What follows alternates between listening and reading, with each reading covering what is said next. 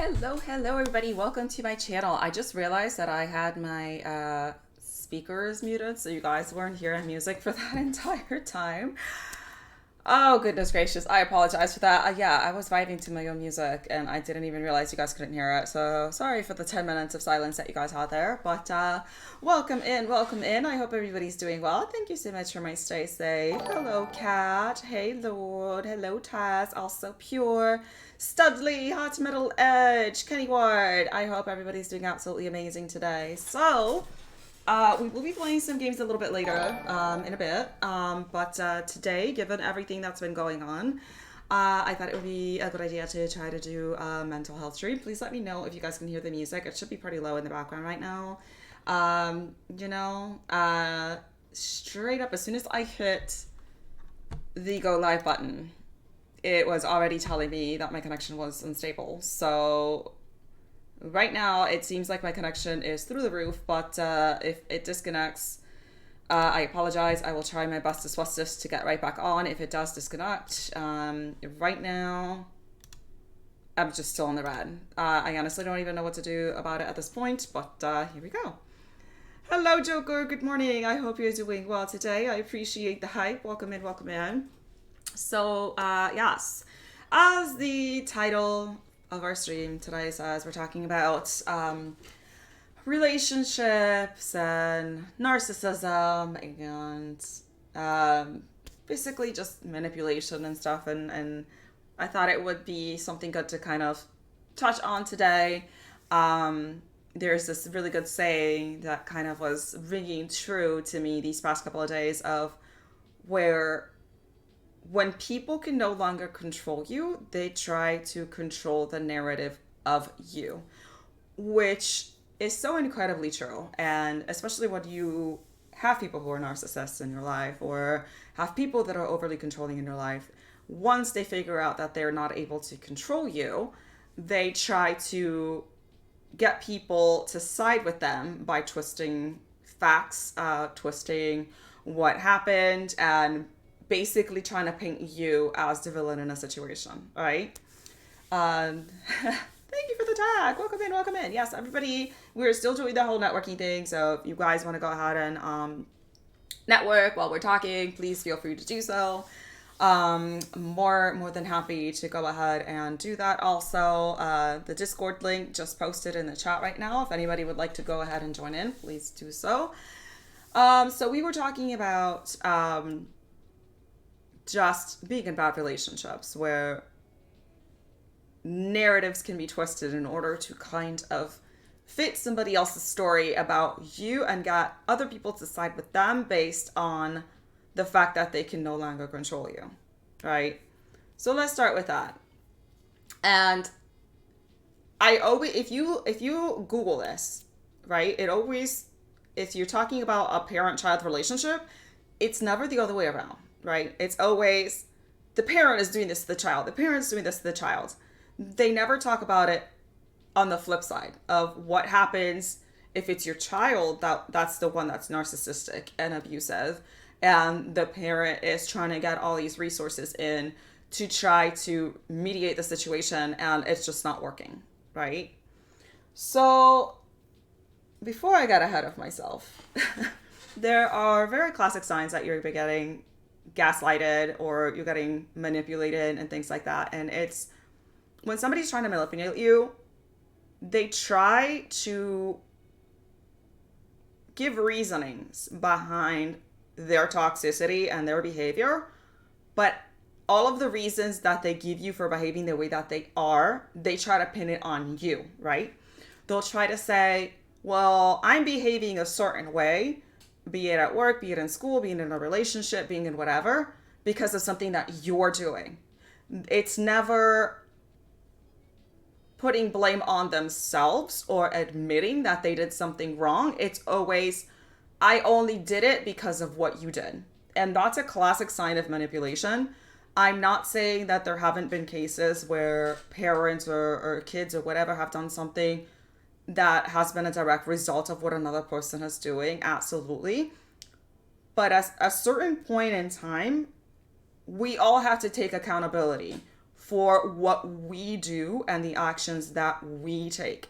It doesn't matter what Perry, Joe, and Mary did over here, right? You are responsible for your own behavior. You are responsible for how you react to things. And you are responsible for how you carry yourself. Period.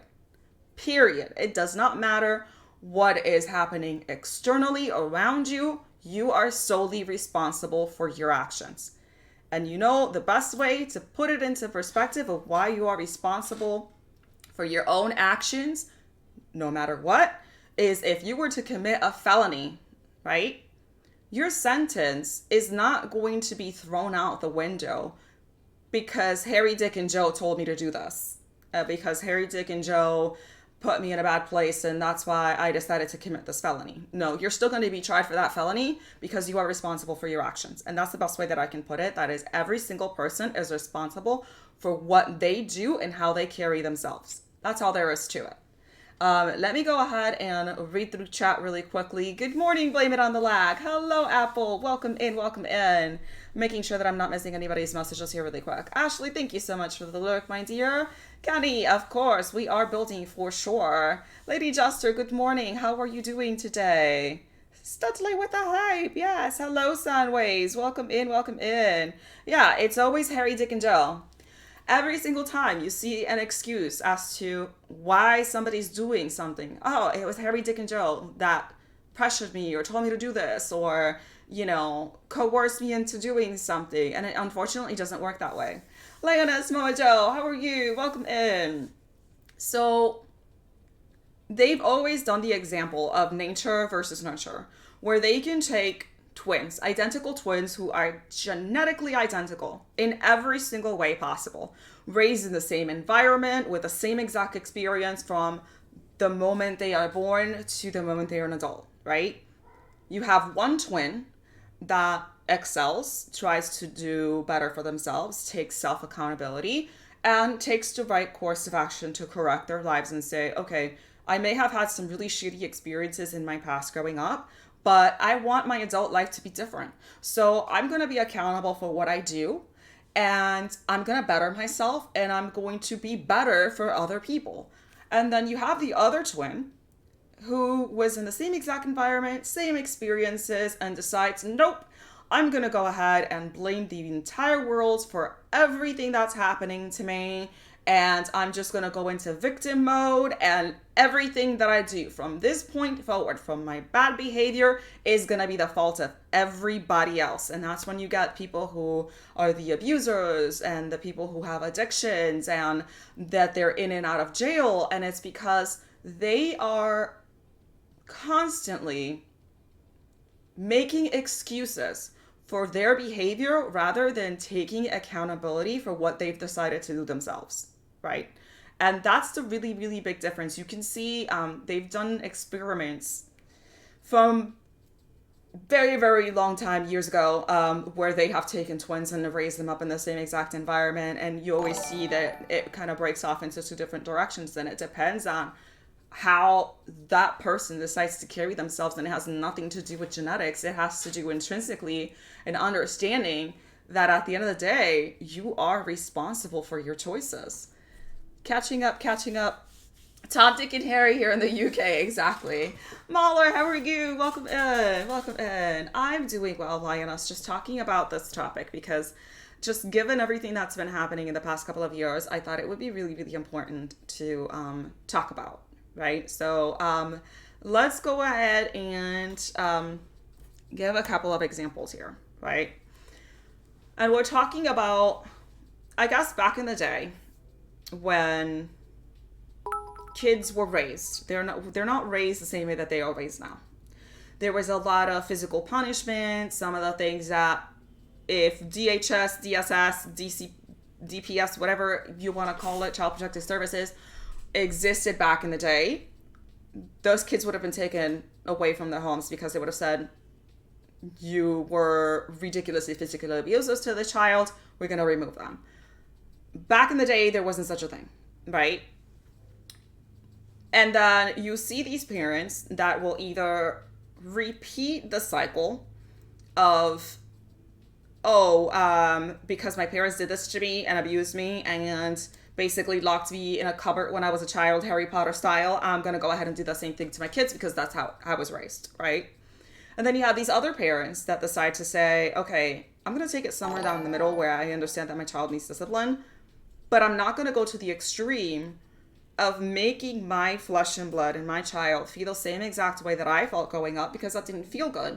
And the way that I see it is that if you love somebody, you wouldn't want to put them through the same pain and suffering that you went through and for you to be the cause of that pain. And then you have the third parent that takes it in a complete opposite direction. And that's when they end up raising these spoiled, rotten children that don't respect society. They don't conform to the rules, and they just want to do whatever they want because they never had any ounce of discipline at all whatsoever. So you do want to stay somewhere in the middle. Now, the problem with the abusive parent that grew up in an abusive environment is the fact that they always blame their upbringing for how they act towards their children, how they act towards their spouses, how they act to the whole world around them. Let me go ahead and catch up with chat really quickly. Everybody's having a dirty man for Harvey, Dick, and James. Oh my God. IDK, thank you so much for my 25 biddies. I appreciate you, my dear. Thank you, thank you. Thank you for the stay safe. Used to be like to see you as much as you used to. Yes. Jokers everywhere. But, and here's the perfect example of what I like to say. And I've seen a lot of adult people that are in their 60s, 70s, whatever, still hurting and reeling in from stuff that happened to them when they were a child. And I get it, especially things that happen during our formative years have a very large impression in our brain, and they do affect the way that we carry ourselves in the future as adults because, again, those were formative years. However, if you know that you have all these problems because of the way that you were brought up, as an adult, that is your responsibility and your responsibility alone to seek help and try to fix those issues. What I'm seeing more and more often is that even as adults, 60, 70 years old, still blaming mommy and daddy for behaving the way that they are behaving, passing on certain things to their children, acting a certain way of being manipulative, controlling, malicious, whatever you want to call it, because of something that happened to me when I was 5, 6, 7 years old. And although I will be sympathetic that, yes, we all have our traumas and they don't just magically disappear, again, it is your responsibility to address them. It is not the entire world's responsibility to fix you. It is your responsibility to fix you, okay? And if you're 60, 70 years old and something happened to you when you were 10, you've had 60 years to address this. Stop using the excuse of, I behave this way, and I'm toxic, and I'm narcissistic, and I'm controlling, and I'm malicious, because mommy was mean to me, daddy was mean to me when I was 10. You're 60. You're 70 years old now. Address your shit. You know what I mean? Address your shit. At what point in time do you get to say, these are my actions because I'm an adult and they are my own, not because I'm doing X and Y things because something happened to me when I was 10 years old. Like I said, do we all have our trauma and our shit that happens to us when kids? Absolutely. Every single one of us has triggers and things like that. But our triggers are not the world's responsibility to deal with, which is why I've sought out therapy for myself, which is why I've tried to build myself to be a better person, which is why when I do something wrong, I take accountability for it and said, you know what? I fucked up. I own up to that shit. I know that I could have been a better person, and I didn't. I'm not gonna sit there and wallow in pity and basically feel like a piece of crap over what I've did. I will take the time to reflect on my actions, see why I acted the way that I did, and take steps in the future not to repeat the same behaviors should something similar appear in the future. And maybe if it happens again in the future, I can take better actions to carry myself the way that I would like to carry myself. Because again, other people around me are not responsible for my triggers. They're not responsible for whatever internal issues I have going. They're not responsible for my mental health. They're not responsible for my happiness. All of that, I am responsible, because guess what? That's my baggage. And it's not fair to put that responsibility on everybody else. And it's not fair to excuse my wrongdoing and my shit behavior to blame it on other people that have no idea what's going on internally with me. And it just doesn't work like that. You are responsible for fixing you. And if you refuse to come out of that mentality of, I want to be the victim because it gets me pity, it gets me attention, it gets me excuses for my shitty attitude, you're always going to keep going back to the same thing of not wanting to improve yourself because you don't see anything wrong with what you're doing. If you keep blaming everybody else for what you do and don't take accountability, nothing's going to change, because it's always going to be somebody else's fault. And at the end of the day, if we're putting ourselves in certain situations, it's because we are putting ourselves in those situations and we are responsible for it as an adult. Okay, let me go back up. And now that I went on a little tangent rant here, to catch up with chat real quick. Mama Joe says, I hope I'm in the middle of that. I had a shit childhood, but hoping to do better than my mother. Or as I called her, an egg donor. Joker says, just yesterday I moved, so wasn't able to make it in as much. Yeah, greener pastures for sure. Hello, Jay Shop. Welcome in. So, yes. And here's the thing. Like, I know that some of you know some of my past and the things that I have experienced. And I did grow up in a very, very toxic, very negative environment. And I tried to do better as an adult. And there were certain times, especially when I was probably 18 or 19, where I was very angry at the world, and it just kind of seemed like everything was against me. But at a certain point in time, it just kind of clicked in my head, and it's like, I don't have control of everything, and I don't have control about anything externally happening to me. But I do have control on how I carry myself and how I react to things. And I learned that at a very, very early age. And unfortunately, there's a lot of people that don't. And personally, I think that those people that try to stay in that victim mentality is because they like being a victim. They like being the center of attention of people pitying them and always saying, oh, poor you must have had such a terrible childhood and upbringing. No wonder you're the way that you are. But that's not the right behavior or the right reinforcement you want to be giving those people. If somebody tells you of a bad experience in their past and things like that, and it's shit that happened to them when they were kids or circumstances that are happening to them in life, and their response is to be negative and be toxic to the outside world, that should not be an excuse. You should not be saying, poor you, oh my God, you went through so much shit, no wonder you're the way that you are. You should be saying, you're an adult now, things happened in our past that are triggers, I'm so sorry that happened to you, what are you gonna do to make it better?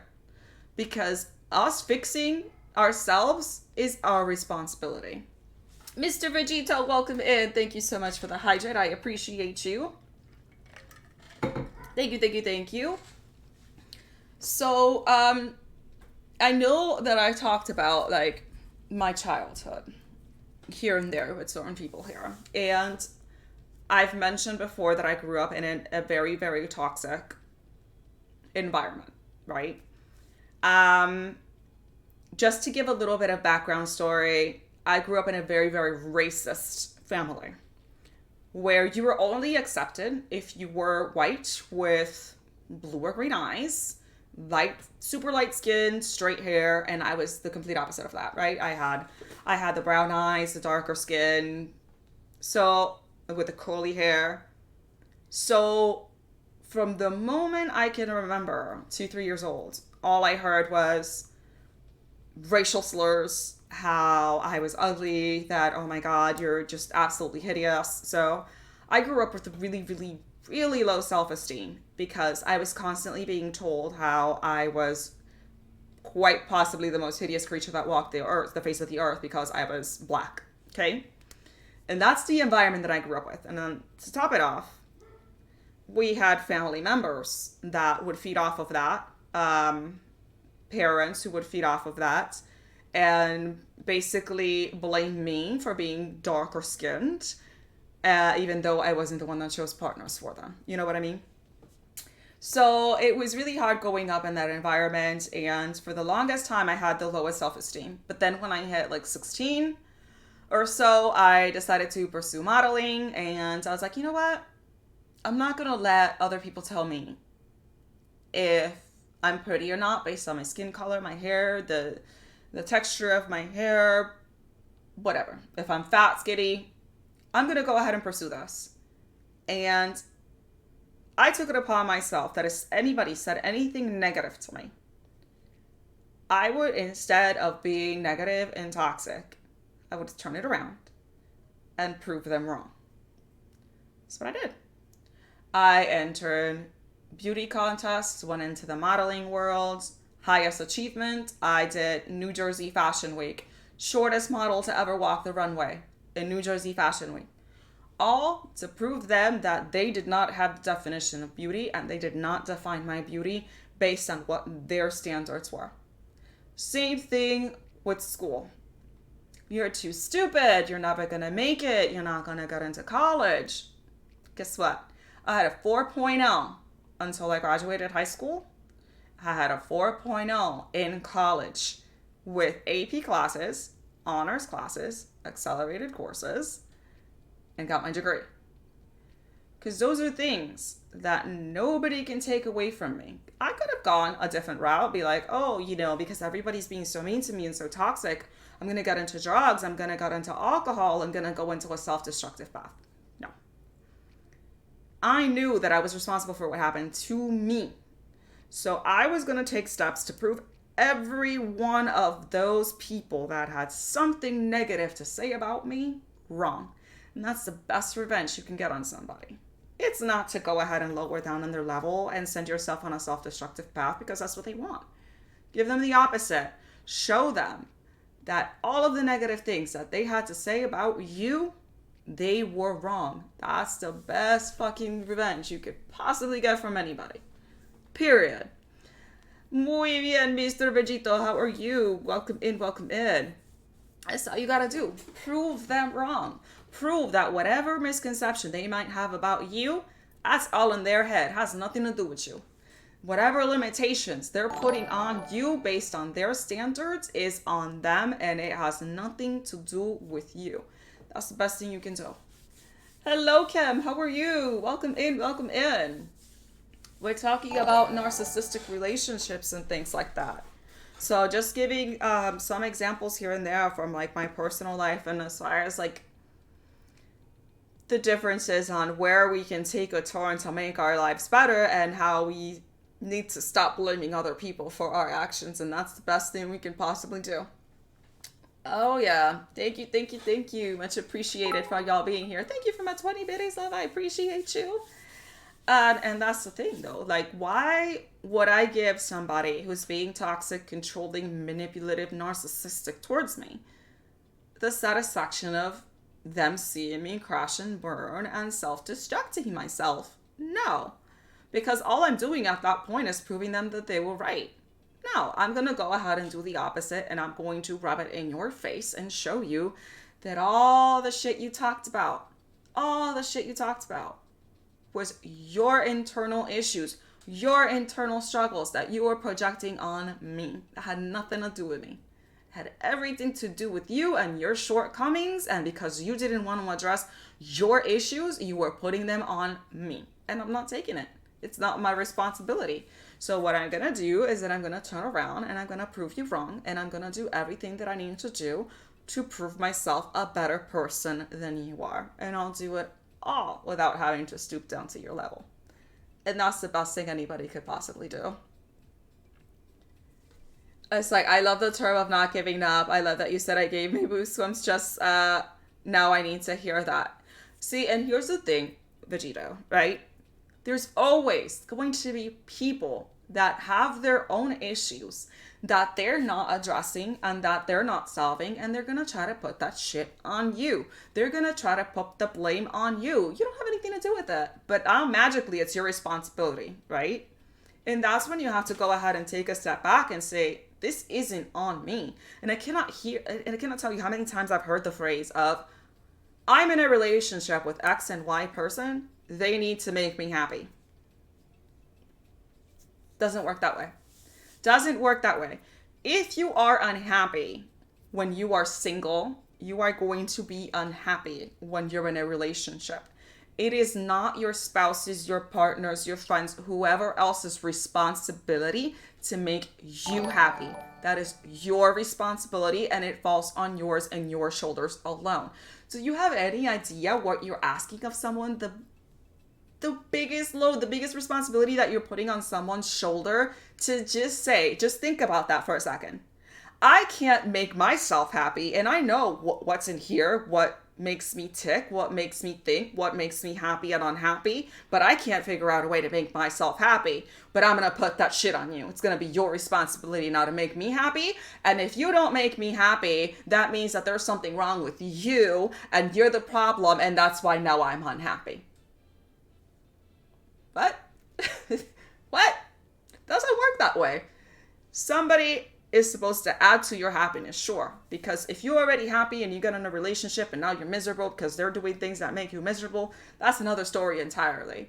But if you're miserable on your own, you cannot expect your happiness to depend on the actions of somebody else and put that on somebody's shoulder and say that is your responsibility to make me happy. You're an adult. That is your responsibility, not anybody else's. It says that's a strength a lot of people don't have. Self-destruction is easier than self-reconstruction.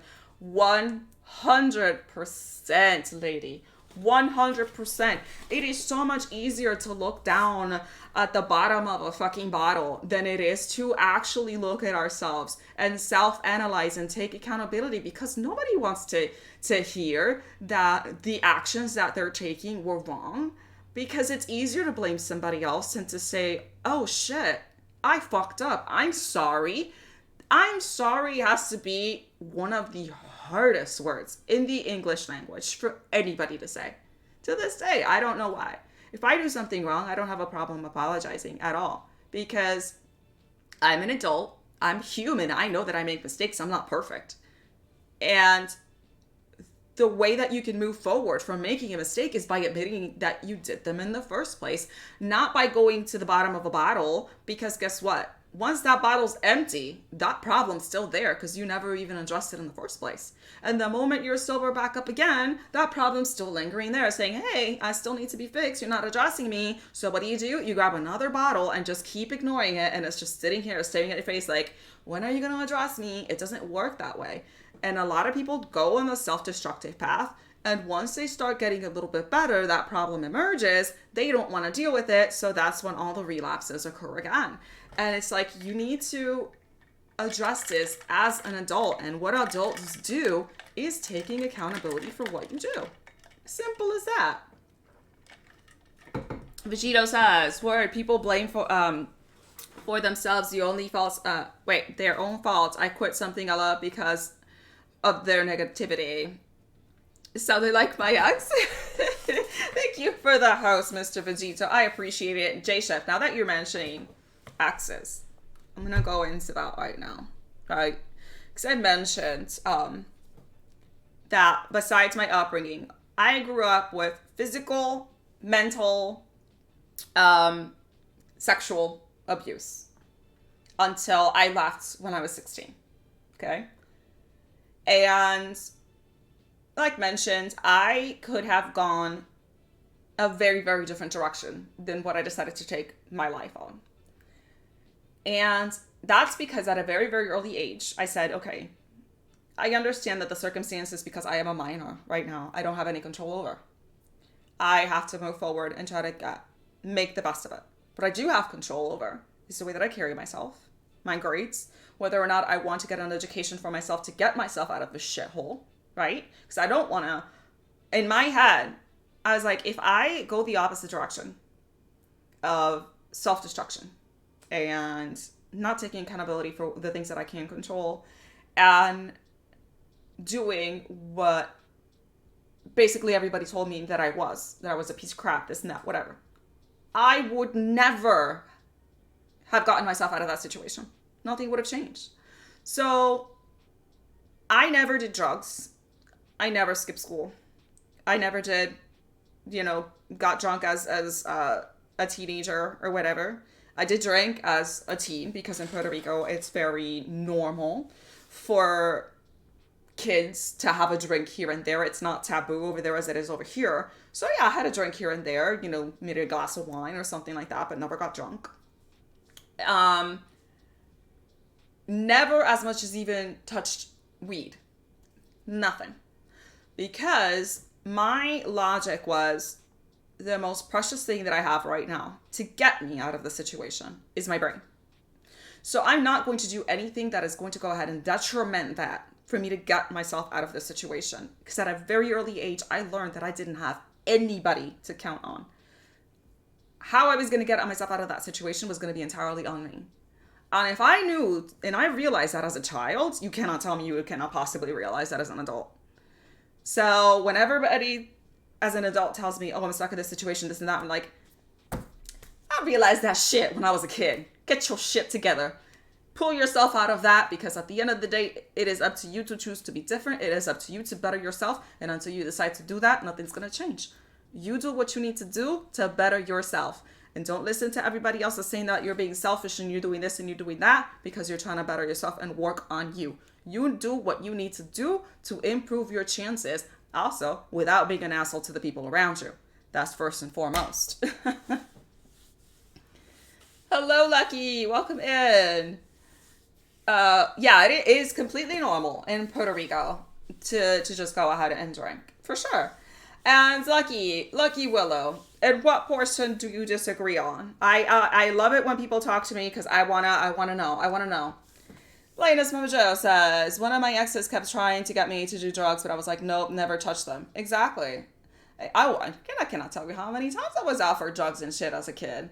And I always said no, because I knew that was going to take me the wrong path that I didn't want to be in. So as someone who suffers from EUPD, a relationship is everything to that person. Every day I fought for survival, but the comfort of relationship settles a lot in someone's mind. So here's the thing, Lucky. I understand what you're saying. However, do you have any idea how volatile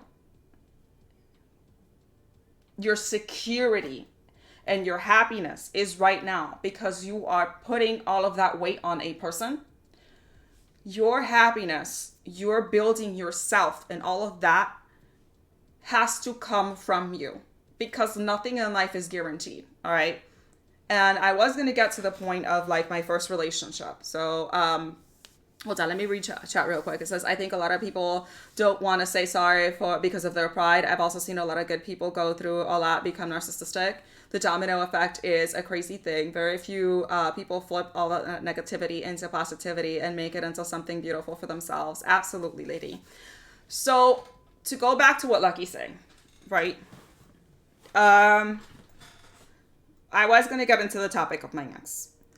Because here's the thing. I grew up watching Disney movies and things like that. And as a kid, in my mind, I was like, the way that I'm going to get out of the situation, I'm going to study really hard. I'm going to get my degree. I'm going to get myself out of the situation. And in my head, growing up, watching all these Disney movies, what do Disney movies teach you? Thank you for the hydrate. It says, every Disney movie, princess was in distress. Prince Charming came along. Everything's all better now, right? That's the premise of Disney movies.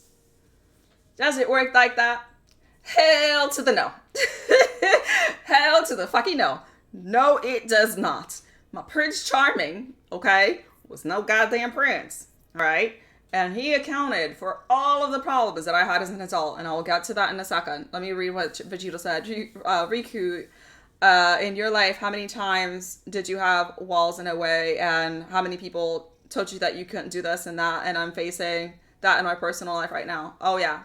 To this day, Vegito, I still have walls that people keep putting up on me and restrictions that people keep putting up on me. Now, the restrictions that I have as far as myself is I have RA, which is why I have the disability tag. I'm 50% deaf, okay? How many people told me, you're not going to be able to graduate police academy, right? You're too weak, you're too this, too that. Not only did I graduate police academy, I was #1 academically in police academy. Don't tell me I can't do something, because even though I might have my restrictions here and there, does not limit me from what I can and cannot do. But it says, yes, I get where you're coming from. I'm 35, single in the past 5 years, and I felt like I needed to get to know myself. And that's the best thing you can do, Lucky. Fucking absolutely. You need to look inside of what makes you happy for you, because having all of that put on somebody else is extremely volatile. And now I know that I keep getting sidetracked, but we're going to talk about my ex-husband. I was talking about how in Disney movies, they always tell you that once you find your Prince Charming, you get married, everything's happily ever after. The evil stepsisters and the evil stepman go poof, disappear, and then you're happily ever after. That's not how it worked, okay? I got in a relationship with my ex-husband since I was 16. We met online. We met each other in person when I was 17. He flew down to Puerto Rico, and he ended up proposing to me on my 18th birthday. Ecstatic, right? He caught me in a time of my life where I was secure in myself as a person. I was very headstrong. And I had just gotten myself out of this really shitty living situation where I was constantly, basically the point of like being mentally tortured and abused on a daily basis and physically. Finally out of there, I'm going to college, doing everything right. And we ended up moving together. And for the first couple of months, it was great. And then things started to take a sour turn. He started taking my entire paycheck without permission, spending all of my money, playing in the video game arcade with his friends and things like that. And then we didn't have money to pay for our rent because he was doing everything that he wasn't supposed to be doing, right? So, I got to the point where I told him that I didn't want to get married because I saw where this relationship was going. And I'm like, I don't think that you are mentally prepared to be in a serious adult relationship. I don't think that you're mature enough to even be living in and moving in with somebody right now. I don't feel comfortable enough to make what I believe to be a lifetime commitment to somebody who is just not there, right? I feel like if you love somebody, you're not going to do things that hurts that person. And that's what he was constantly doing.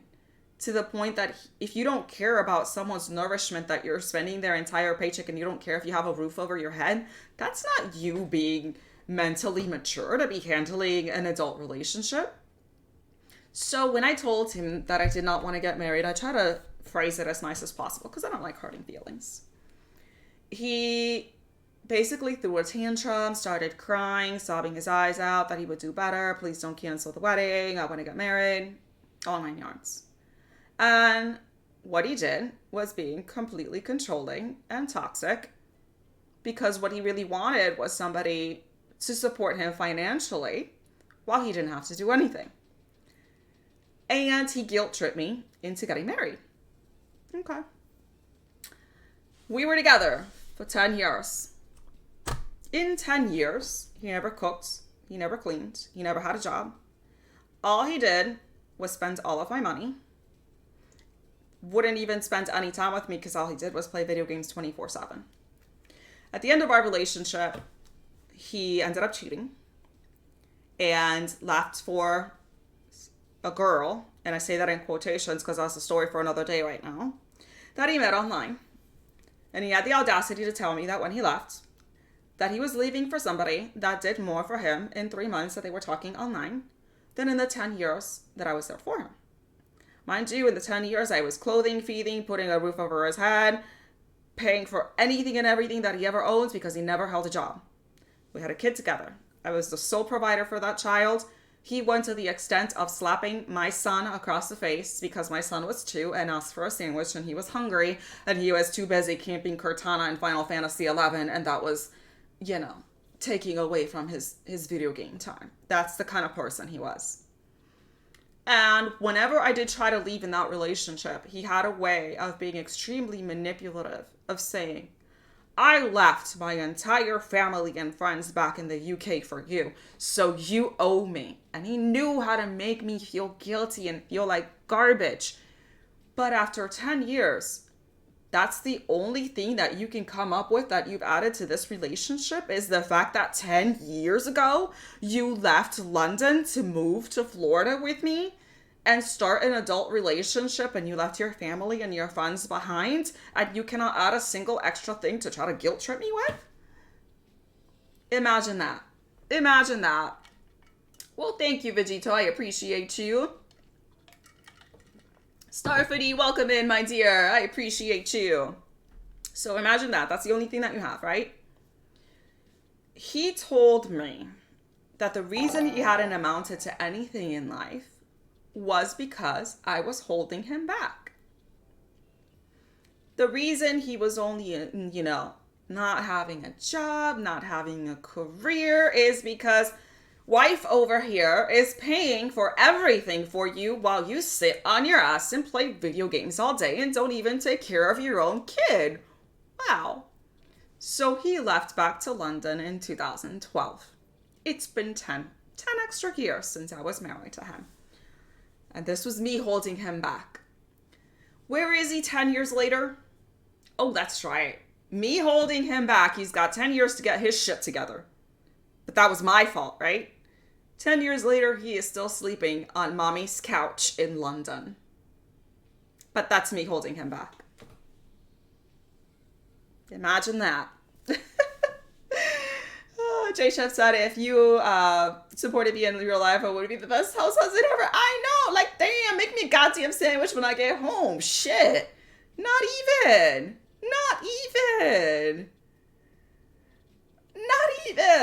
Shit. Yeah. And that's I never told him to leave the UK. That was all on him. He was the one that decided to come over here.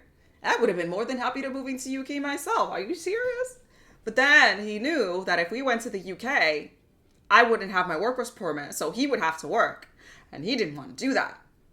But that's a perfect example of pinning your issues and your shit on somebody else that's been nothing but good to you and provided everything for you for 10 years and saying, oh, the reason I haven't amounted to anything is because she's been holding me back. Well, you've had 10 years to get your shit together. And what have you done? Nothing. You did exactly the same fucking thing you were doing when you were with me for 10 years. Playing video games, sleeping on mom's couch. Hasn't even gotten a place of his own. And he's what now, 35? 35-year-old man-child living on mom's couch. That's what I was keeping you from your mom's couch? Holy shit, I'm so sorry. I didn't realize that those are all the aspirations you had in life. But through all of that, I had a very unhealthy attachment to him.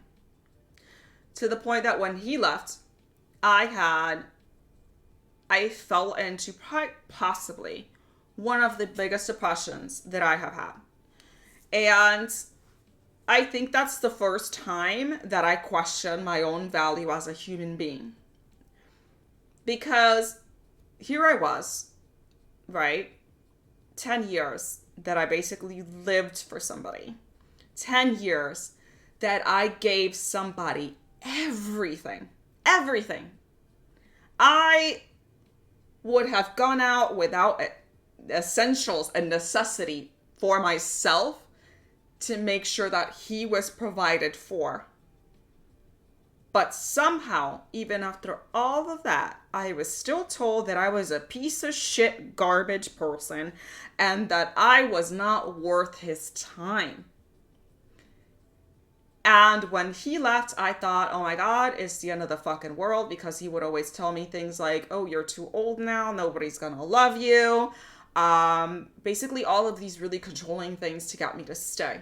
And He took me from this very confident person that had been building themselves to believe I was worth a damn, to putting me back in the worst mental state that I have ever been in my entire life, to make me believe that I was completely worthless, to make me believe that I was somehow the scum of the fucking earth, and that I needed to basically kiss the land of where he actually stepped on because I was lucky to have anybody even want to be in my life to begin with. And that's what narcissists and controlling people do. They chip away at you year after year after year until you believe that you are in a situation that you cannot get out of, that you're not worthy of love, that you're not worthy of anybody's time, and that it should be considered a blessing that even though they're treating you like garbage, that they stay because you're so fucking worthless. That's what they do.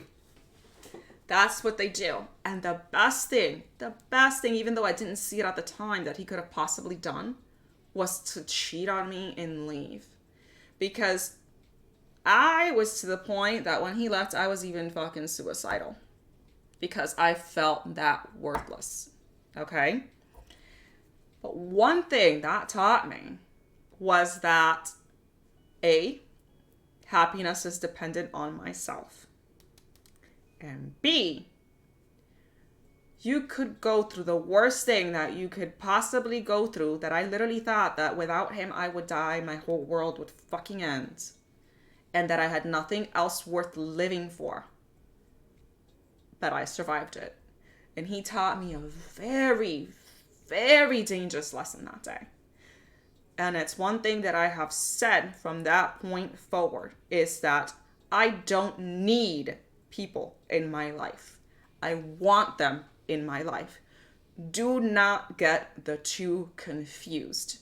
Because now, after this experience that happened with that relationship, now I know that it doesn't matter how much I could possibly love somebody. I can drop you like a fucking hat if you start being toxic and narcissistic and controlling and bringing your issues over here and making me believe that whatever is wrong with you is my fault. That's abuse, and I will not stand for it, because I went through it once and I survived it, and I know that I can do that shit again. So don't get the two mixed up. You want people in your life. You don't need them in your life. You need to fucking learn that. Need to learn that. Let me go ahead and catch up with chat. Yes, I moved out when I was 16.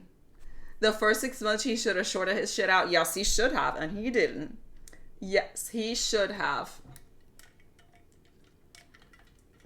How are you, Father Dork? How are you? Coming in with the frog magic. Hell yeah. Thank you, Jay Chef, for my 300 biddies. I appreciate you. It's got some frogs. Said I had a friend, a friendship like that. And the last thing I said to them was, my life has been better since I stopped being your friend. Absolutely, Starfany. Absolutely, Starfany. I had a friendship that ended a couple of months ago. And I'm pretty permissive when it comes to people. I'm pretty forgiving, but I also have my breaking point. And once I reach that breaking point, I really don't think that there's anything anyone can do to come back from that. Because if you have a relationship, romantic or not, platonic, there has to be certain boundaries that have to be set in place and need to be respected by both parties. If you have somebody in your life that does not care about your boundaries and is not willing to respect your boundaries, you need to cut that shit off. Because that is going to turn into a toxic relationship. And you don't need that. You don't need that. Because that is signs of a narcissistic, manipulative relationship. 101. Nobody needs that. Nobody needs that. And that's why my circle of friends has gotten smaller and smaller and smaller. Because what I've noticed is that the older I've gotten, the more people are willing to walk away from me, the moment they realize I am refusing to offer that 110% for them when they were offering me zero, right? And more often than not, I have found that the relationships that I have had with people, they have been using me as their shrink and their therapist. But when it comes to reciprocating and actually being friends with me, right? Talking up to me in the good times and not just the bad times, all of a sudden they lose my number. And that's the first thing that I addressed with this person, the last person that I cut off, right? Was that we were in a group of friends and I was the one that was never invited to anything. They always made plans. I could live across the street from where they're making the plans, and I'm the one that wasn't invited. But then when they were having a crisis in the middle of the night, guess who they're calling? Riku! We need your help. It's 3 o'clock in the morning and I'm having an existential crisis. I need your help. And I'm there till 5 in the fucking morning talking to them, trying to talk them off the ledge. But then when I'm saying, shit, I'm having a really bad day, you leave my message on read for 3 days. 3 days later, you respond and you don't even address the message that I sent that I'm having a really bad time. No. You go ahead and turn around. Oh my God, I'm having another horrible, terrible day. Okay. I guess we're going to ignore the fact that I said I was going through something and we're just going to focus on you. That's not a friendship. You need me as to be your therapist. And the last thing I said to this person, I was very calm. I messaged them and I was like, I feel like we've talked about this before and I've been asking you, why is it that you never message me when things are good? You only message me when you're going through a crisis, and don't get me wrong, I'm more than happy to help if I'm able to. But I also want you to message me and contact me in the good times, you know, like when things are going good, not when you need somebody to talk you off a ledge. And why is it that in the group of friends, we'll be doing something as simple like everybody's playing DVD and I'm the only one not even invited, even though we're playing the same exact game? And I've asked you for over a year to play something with me, and all of a sudden, no, we're not going to do that. We're just going to completely ignore you. And we're in this, even though we're all part of the same group, I'm not going to address this with you. And it ended up getting really, really toxic. They tried gaslighting and trying to change it into something that it wasn't. And they got really, really upset when I kept turning back the question. You have still not answered me. Why is it that when I'm asking you point blank why you're acting this way with me, you deflect and don't answer me? And I kept repeating that over and over and over until they got super upset because they couldn't control the conversation to the direction that they wanted to deflect to, and shit blew up. The next day, it was like 2-3 days later, they're coming back trying to say like, oh, I know that I was a toxic mess. We're done. We're done. I've given you chance after chance after chance, and you have proven to me every single time in this nearly 2-year relationship that we've had that all you wanted me for was to be your shrink. And if all you want me is to be your shrink, I will be more than happy to do that. But I'm sending you a bill. You want to have a patient shrink relationship? Let's go for it. Here's my PayPal. Here's my Cash App. I'll bill you at the end of the conversation. If that's what you want. Goes both ways. And lady, thank you so much for the follow. I appreciate it. Oh my goodness. Really? Really? We're just gonna ignore that. But anyway, hold on. That's not what I was clicking on. Where are my mods when I need them? They're over here. They're over here. Let me mute this for a second.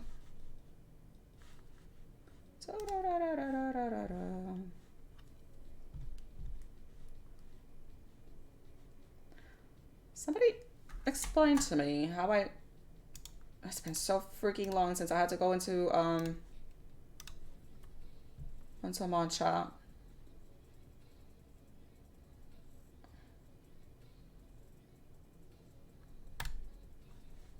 There we go. Okay. Where was I?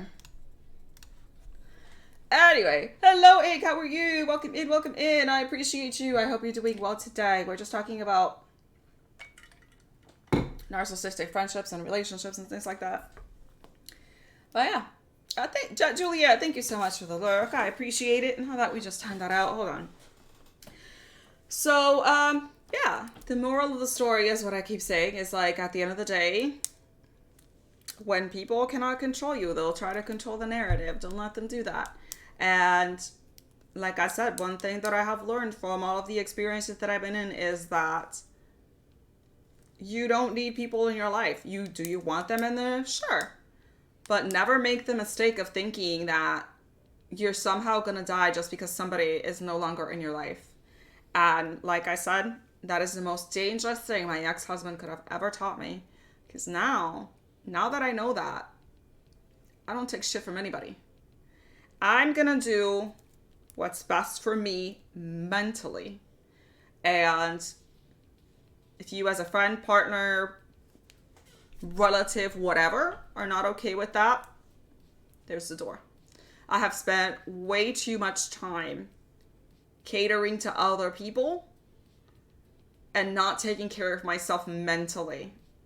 And especially when you're in narcissistic relationships, they will find a way to chisel away at your confidence. They will find a way to chisel away at your self-worth. Don't let them. And friendships can be toxic too, for sure. Stephanie says, I get what you're saying. As I've gotten older, I've had a very small circle of friends and we discuss everything with each other, good and bad. And that's exactly how it should be, Stephanie. Even a relationship, a friendship, it needs to go two ways, right? You discuss the good and the bad. The first clear sign that someone isn't your friend is that they only contact you when they need something from you. And the moment they feel like you no longer offer something of value to them, as in, okay, I'm not going to drop everything that I'm doing to cater to you because you're having a life crisis right now, and you won't even try to talk to me when I'm going through something, that's the first clear sign that they're not your friends and they're just using you. And there's plenty of people out there like that, unfortunately.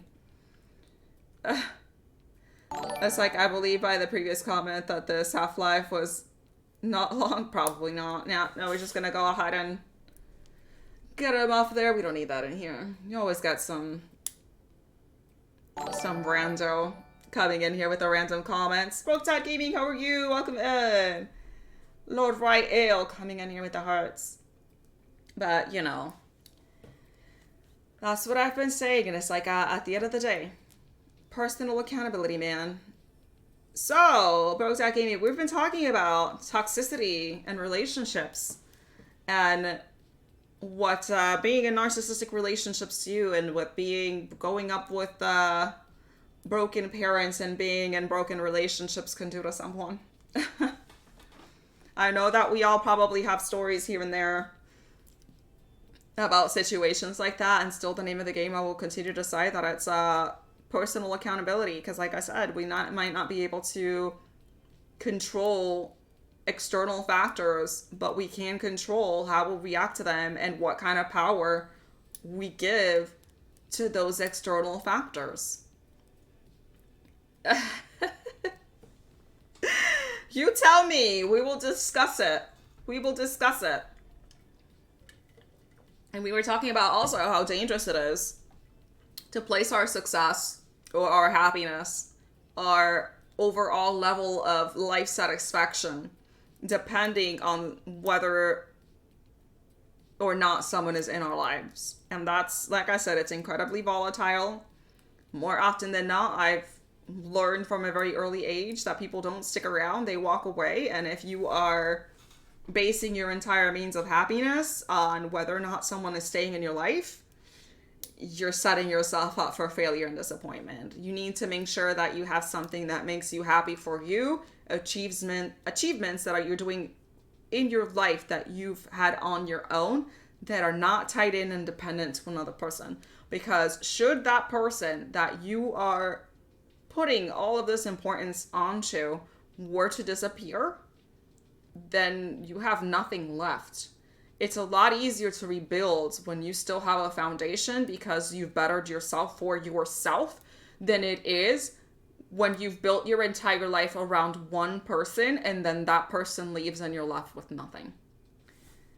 And that's the first mistake I made when I was married to my ex-husband. I built my entire life around this one person so that when they left, I had nothing.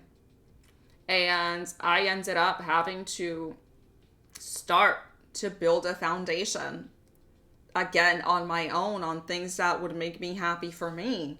And that's when I first found dancing, and I signed myself up to get professional dance classes and stuff like that. And those were things that made me happy for me. And it's like, started also taking painting classes and things like that, because those were things that are not dependent on another person, and those are things that if someone were to leave, they're still mine and someone can't take away. It's really, really important to build for ourselves, to prepare ourselves to have something to go on should we find ourselves in a situation where the person that we depended on is no longer there.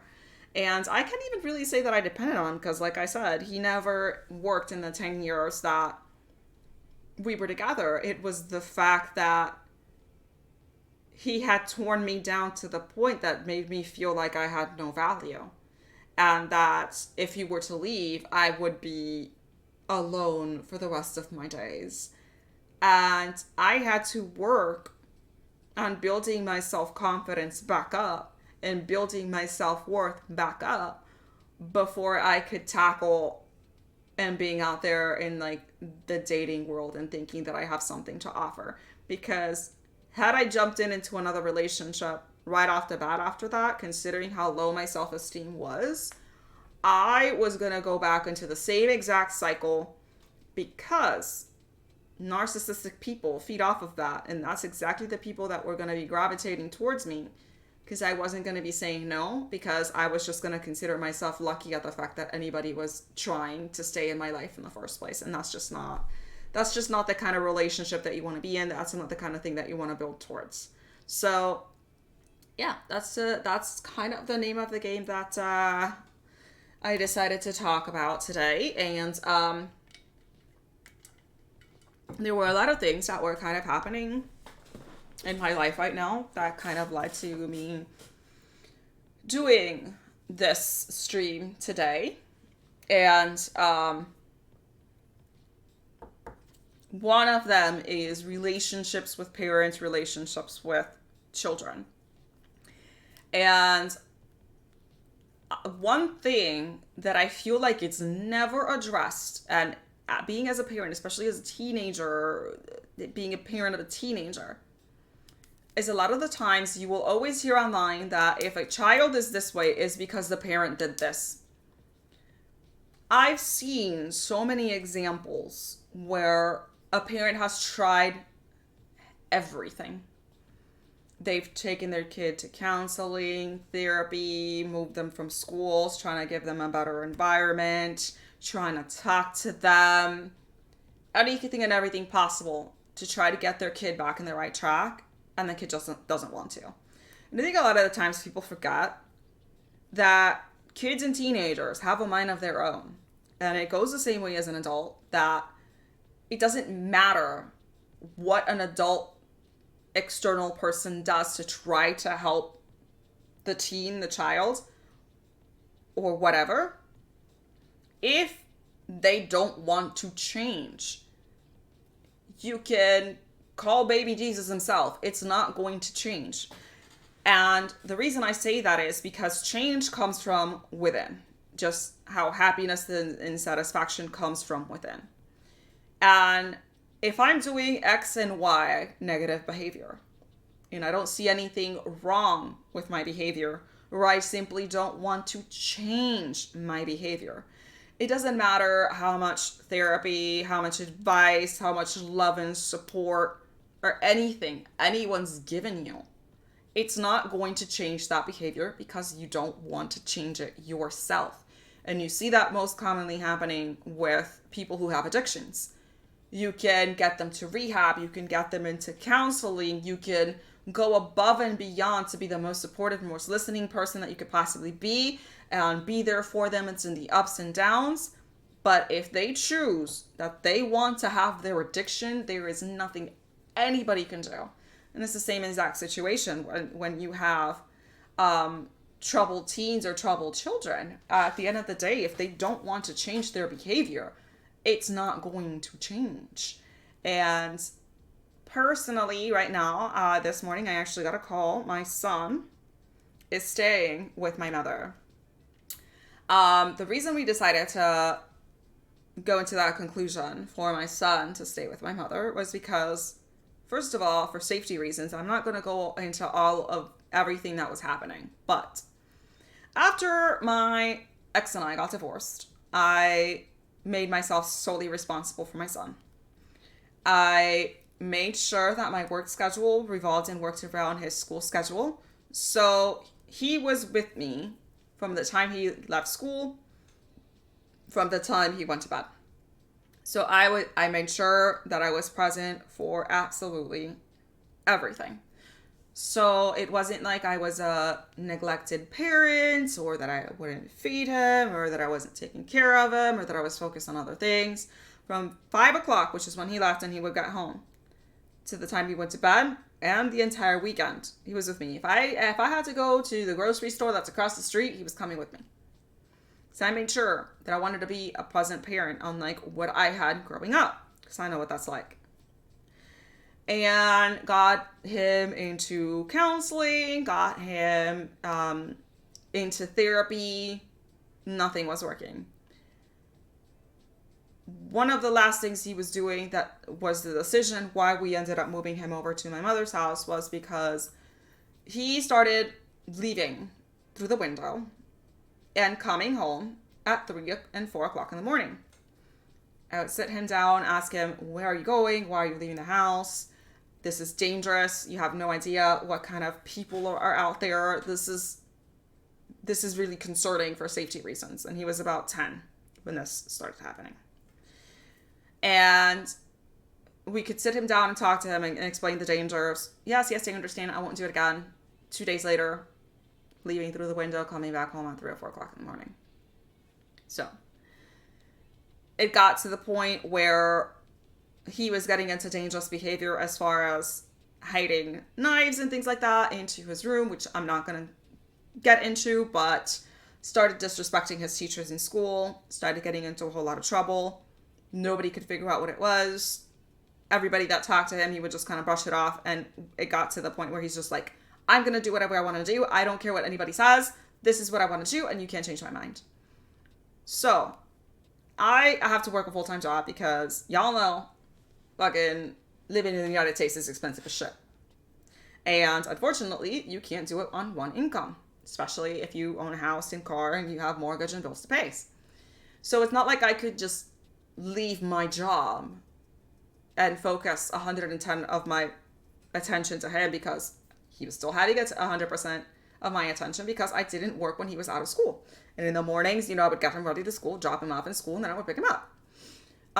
So outside of school, he was always with me. So now what's happening is that my family is trying to say that for some reason, somehow, all of his behavioral issues were my fault. And I'm kind of just sitting here, and it got me really upset this morning because he's also trying to turn around and say that all his behavioral issues were because of me. So I'm kind of sitting here and I'm like, as a parent, and if anybody else here is a parent, what else could I have possibly done? I changed my entire work schedule to make sure that I was present 24/7 for you. I spent as much time as possible with you.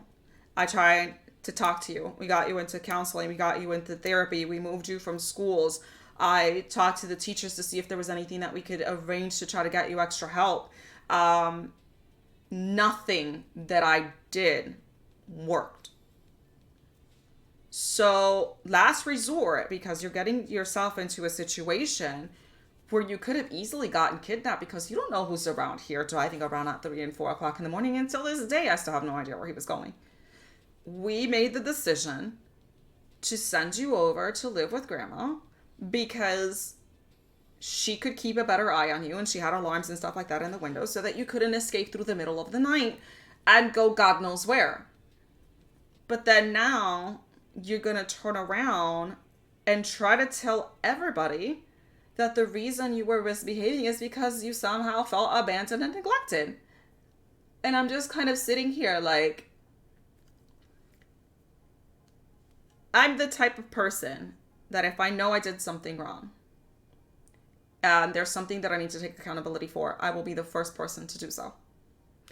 No problem, lady. Thank you so much for stopping by, my dear. I appreciate you. I'm the first person to do so.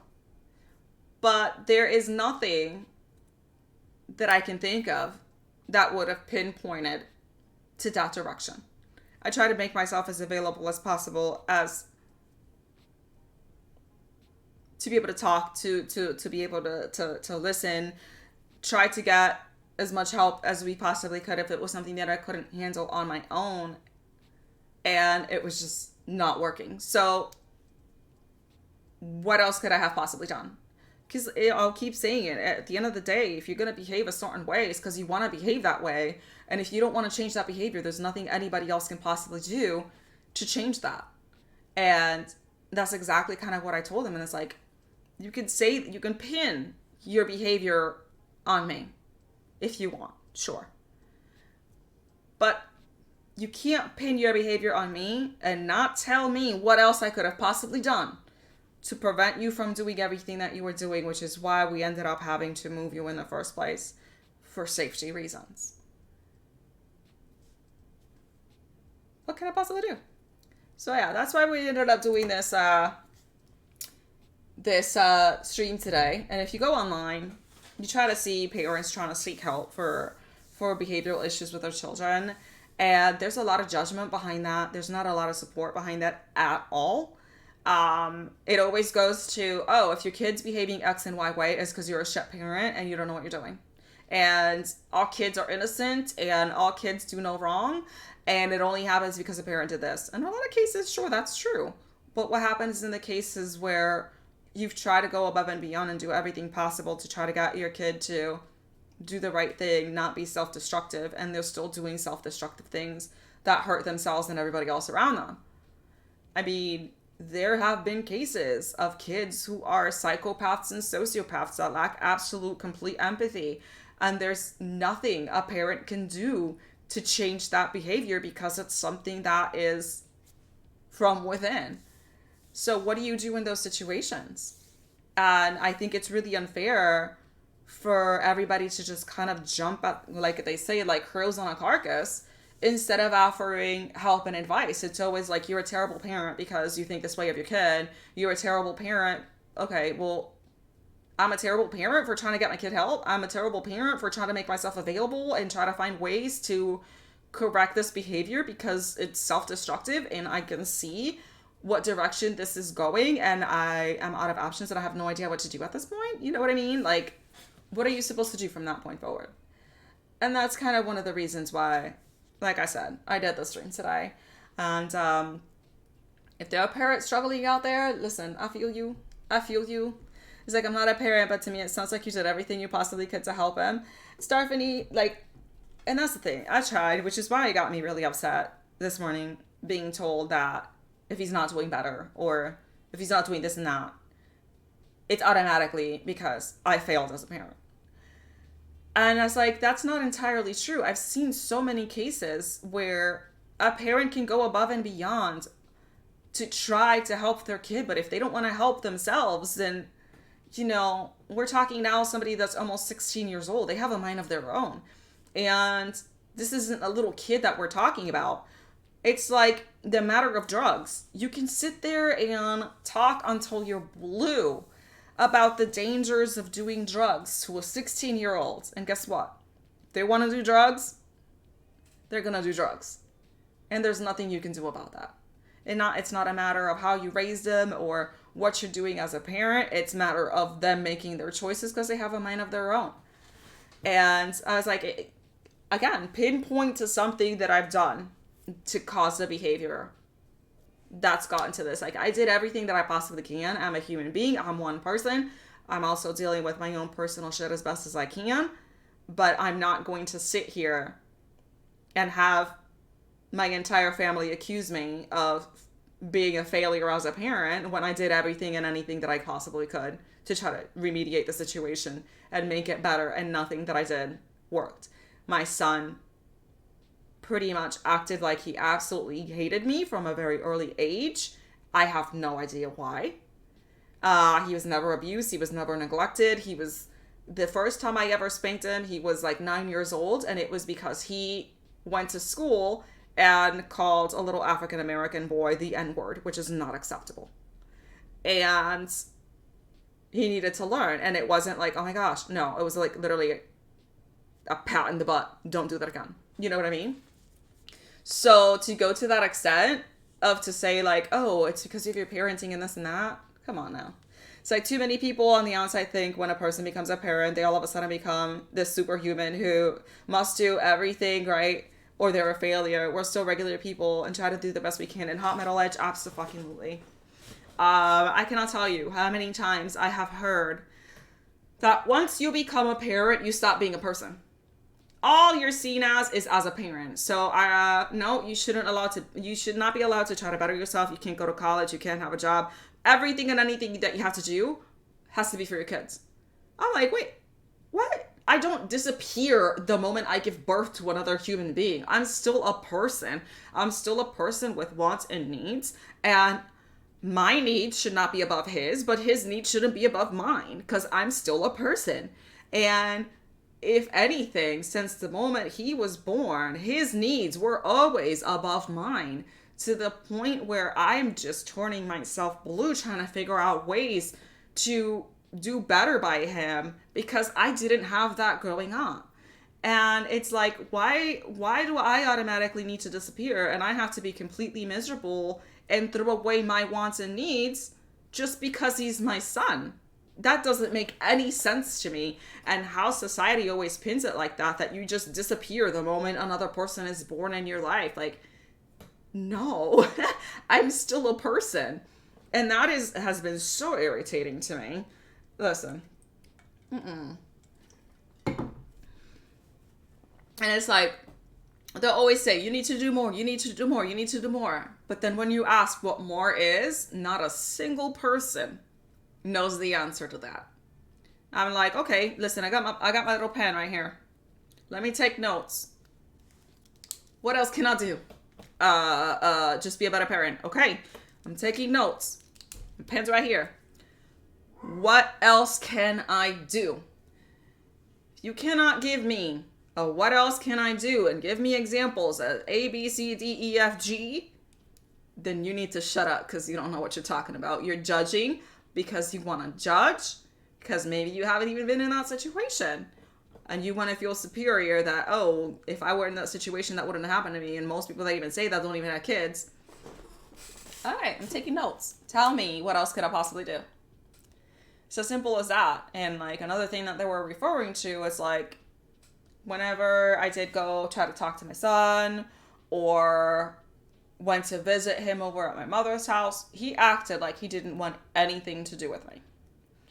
Coming from experience, the worst thing you could possibly do with a teenager is to try to force a relationship with them if they don't want a relationship with you. It feels, to me, growing up, like a huge violation of boundaries. So I'll still visit, I'll still call him. But you can't turn around and say, oh, I feel neglected. When I go there, you refuse to come out of the room and talk to me. I call you, you refuse to pick up the phone. I try to have some type of relationship with you, and you say that you're not interested. Okay. Then what do I do? I was like, you have my number. I go over there. You completely ignore me. You come out of the room because grandma tells you to come out of the room. And you're like rolling your eyes like, hi, and then go back into the room. That doesn't sound like someone who wants to pursue a relationship with me. You know what I mean? You have to do, as a parent, most people who judge don't have kids. And that's exactly true, K-Monster. The majority of the parent that will judge parenting is because they have not been through a situation similar to what you're going through because they don't have kids. Having kids is extremely difficult. And I got pregnant with my son when I was 19. So I was still practically a kid myself. I got married when I was 18, got pregnant at 19. And I did everything by myself to the best of my ability. And like I said, I can attest that my son was never neglected, never starved, never beaten, never any of this to explain his behavior. It was like one day he woke up, decided, this is what I'm going to do. I'm going to start disrespecting teachers. I'm going to start getting into fights in school. And nobody to this day can understand why the change happened. To this day, I don't know. I tried talking to him. Therapists tried talking to him. We don't know. And whenever you ask him, it goes back to the same, I'm acting this way because I feel like acting this way. No rhyme or reason for it at all whatsoever. So if you're refusing to address the situation of your behavior and you're refusing to give me something to work with to remediate the situation, then what am I supposed to do? I'm not a mind reader. I'm asking you because I'm interested and I want to know. You can't tell me that I'm being a neglectful parent in the same sentence when I'm asking you why you're behaving this way, why things are turning out the way that they are. Can't have it both ways. Can't say someone's neglecting you when they're constantly trying to check up on you to figure out why you're behaving a certain way, to figure out what they can do to make things better.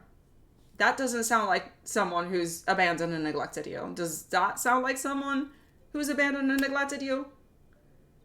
This is what I don't understand. They can turn around and say, my parents, this. I'm here. I'm telling you, talk to me. Let me know what's wrong. I'm here to help. I'm not going to judge you. Whatever you're going through, I promise you that I have heard worse. Just talk to me. Oh, I don't want to have anything to do with the situation. I just want to act however I want to act. And that's all there is to it. You're a shit parent and you neglect me. How? What can I do? Please tell me I'm asking you. And the moment you kind of bring up this discrepancies that is going against what they're saying, the whole thing just collapses and they don't know what to do and they just shut down and say that it's your fault. It's like, I will take responsibility for the things that I do wrong, but you cannot sit here and throw it in my face and tell me that I've been a bad parent to you, that I have abandoned you, that I've treated X and Y way, when I'm seriously standing right in front of you saying, talk to me. And you say you don't have anything to talk about and you don't want anything to do with me, and even went to the extent of telling his grandmother that he feels no love for me. Then what am I supposed to do? There's nothing that I can do in that relationship. I'm not going to force myself to have a relationship with someone that does not want to have a relationship with me. I know how much it sucks to be forced to be in a relationship that you don't want to be in. So I simply told them, I'm not going to pressure you. If and when you're ready to talk to me, you know my number, you know where I live, let me know. But you don't get to pin this on me, saying that I'm making myself an unavailable parent, that I've been abandoning you, doing this and that, when I have tried everything that I can possibly think of to have a relationship with you, and you have shut me down every single time I've tried.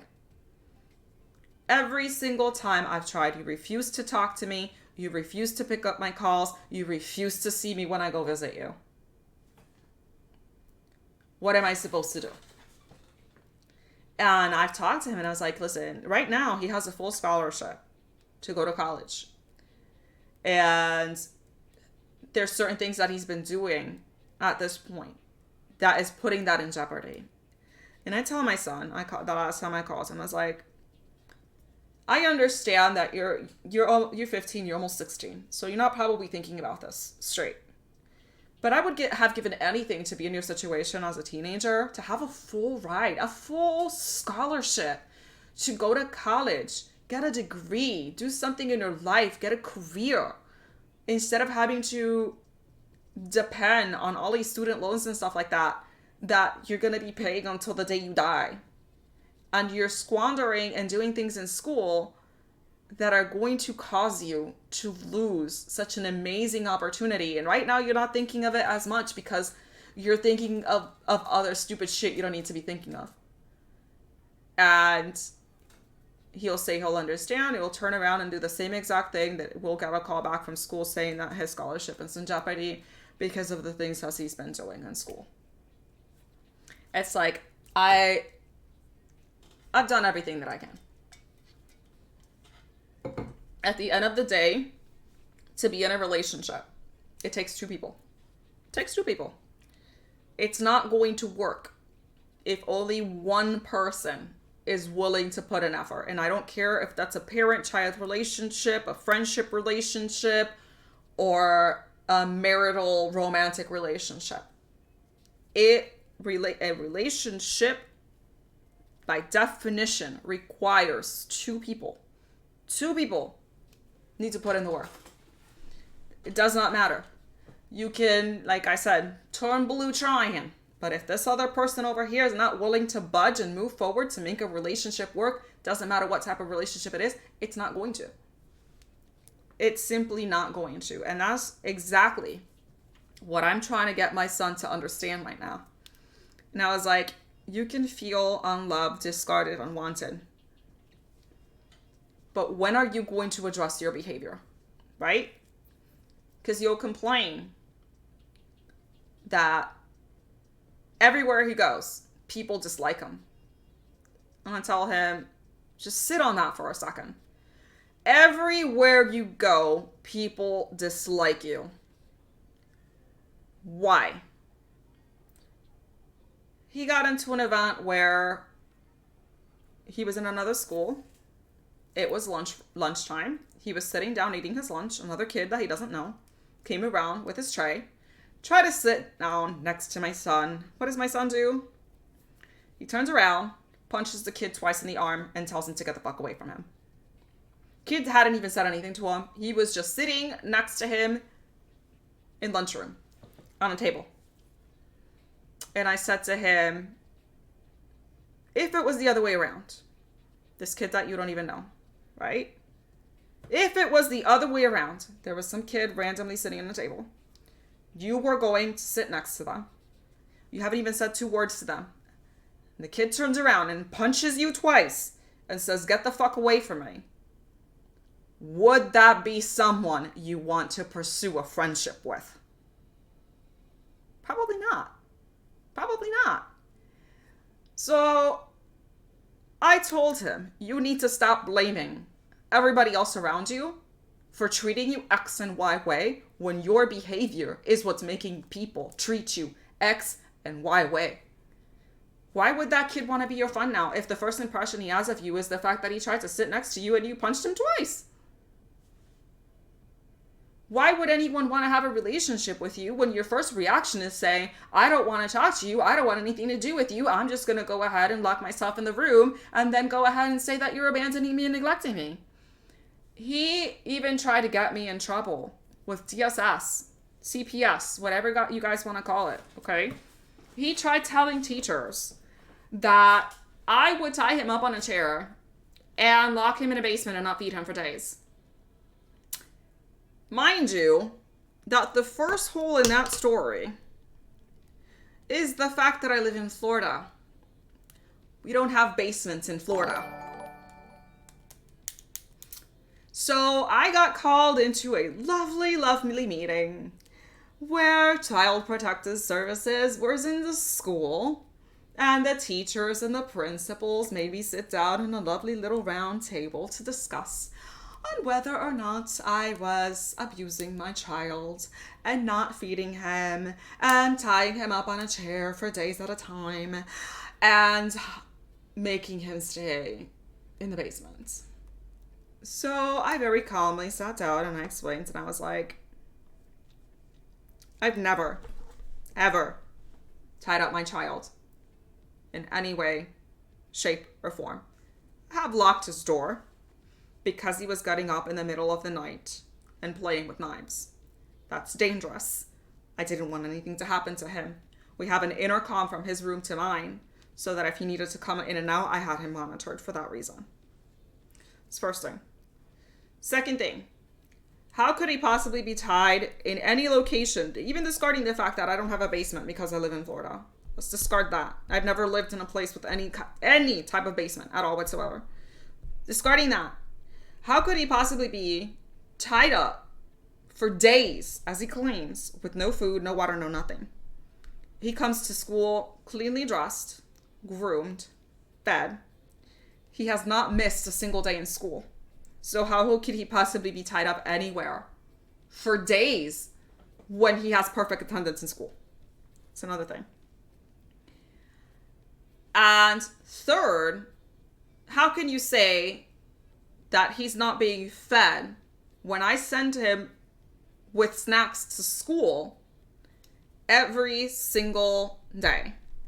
So they turned around and told me that they've never seen him bringing snacks to school. To which I told them to talk to the bus aide that picked him up in the mornings. The bus aide told the school and the principal that yes, she could attest that I would send him with several snacks every morning, and he would eat them in the bus in the morning before getting to school, which is why at snack time in school he didn't have anything to eat because he had already eaten everything in the morning. I had to send pictures of my pantry and my refrigerator to the school to prove that we had food, because he was telling everybody that we didn't have any food. And I had 3 months worth of juices and snacks in my pantry when I took that picture to prove that we had food for him. Yep. Cal Griffin, thank you so much for the look. I appreciate it. Red Hulk, thank you for the look. I appreciate it. So that's what I'm saying. But they're going to go ahead and turn around and say that it's because I'm doing something inadequate as a parent. And over here, I'm having to defend myself to DSS. And I was like, feel free to check him. He doesn't have a single bruise, a single mark, anywhere. Anywhere. You can talk to the neighbors, anybody else that you would like to hear. There's nobody here that can say that I have ever abused my child, because I've never done that. I fed him 3 times a day with snacks in between, sent him to snacks at the school. You have a bus aide telling you, yeah, she's telling the truth. He just eats it before he gets to school. What am I supposed to do? What am I supposed to do? Oh yeah, it's kids for sure. So that's what I'm dealing with my son right now. And it's like, there's only so much that I can do. I'm one person. I'm making sure that he's going clean, clothed, and fed to school. It's like, you feel free to call a physician and so that they can tell you whether or not he's in any way, shape, or form looks like he's mistreated in any way. In any way. It's like the worst he has gotten is like double pat on the butt for doing something he's not supposed to be doing. That's it. That's it. So that's what I'm dealing with right now. That's why I decided to do the stream today. And I was like, listen, that's why I won't judge parents. Because I know what some kids put you through. And I know that sometimes you can have the best intentions in the world and try to do what's best for them and try your hardest to be there for them. But like any relationship, it requires 2 people. And if your kid doesn't want to go ahead and have any type of relationship with you to make something work,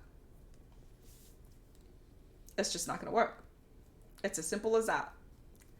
And right now, after the stream, we're going to be doing damage control. We're going to be doing damage control when I get off of here to talk to him again. Because now, he's telling grandma all sorts of shit that's not true. So now I'm getting like heat from my mom about how I'm doing this and I'm doing that. And I'm like, you more than anyone should know. You more than anyone should know what it's like to be a parent to someone who's unruly, that wants to do what they want to do. And here's the thing about him. He should be an actor. And one of the examples that I gave, which is what I was also telling my mom this morning, I was like, remember when he came home one day, and I got a call from one of his teachers telling me that he had stolen a headset, speaker, whatever, AirPods shit from another student in school. That my son had gone up to this child and said, I want to see your headphones or whatever. And this kid said no. And Nathan threw a tantrum, started calling him names. Kids kept saying no. And then all of a sudden, they disappeared from the kid's bag. And that they were 100% sure that my son had them. And so I go up to my son, and I'm not trying to be accusatory or anything. Literally, this is how the conversation went. I said, Nathan, so your teacher just called, and she said that you had gotten into an argument with another student in class, and something about some headphones, and she was asking if you took them. No, I didn't take them. I'm like, are you sure? Did he maybe let you borrow them and you didn't give it back and it was an honest mistake? What happened? He starts sobbing uncontrollably, throws himself on the floor like a ball, sobbing, boogers coming out, puffy face. You never believe me. Oh my God, I didn't take it. I didn't steal it. Why don't you ever believe me? I don't know. The kid and the teacher have something against me. I'm over here like, shit. Fuck. Maybe he's telling me the truth. Damn. Now I'm feeling like shit. Right? Because I just doubted my kid when he told me he didn't take it. And he's over here fucking sobbing uncontrollably. And I'm like, damn, I fucked up. Maybe he didn't take it. It's like, okay. So I go to his room. I open his backpack. Check all the compartments. And the last compartment of his backpack, guess what's in there? The headphones. I'm like, okay. So I take the headphones, grab them, and take him back to the kitchen. He's not still on the floor sobbing uncontrollably. And I'm like, Nathan, I thought you said you didn't take it. I did it. And I'm like, then what's this? Just like that. Waterworks stopped, looked at me dead straight in the eye and said, yeah, I took it. What are you going to do about it? I'm sorry, what? I'm sorry, what? Weren't you crying hysterically? Wow. And shit like that is what he does to get people to believe him. Because he's very manipulative himself and he knows what to say and what to do to tug at people's heartstrings. So that's why I need to have a conversation with him today. I was like, listen, I'm going to tell you something. I grew up with narcissistic, abusive, controlling parents. I was married to a narcissistic, abusive, controlling husband for 10 years. I've been surrounded with narcissistic, abusive, controlling people my entire life.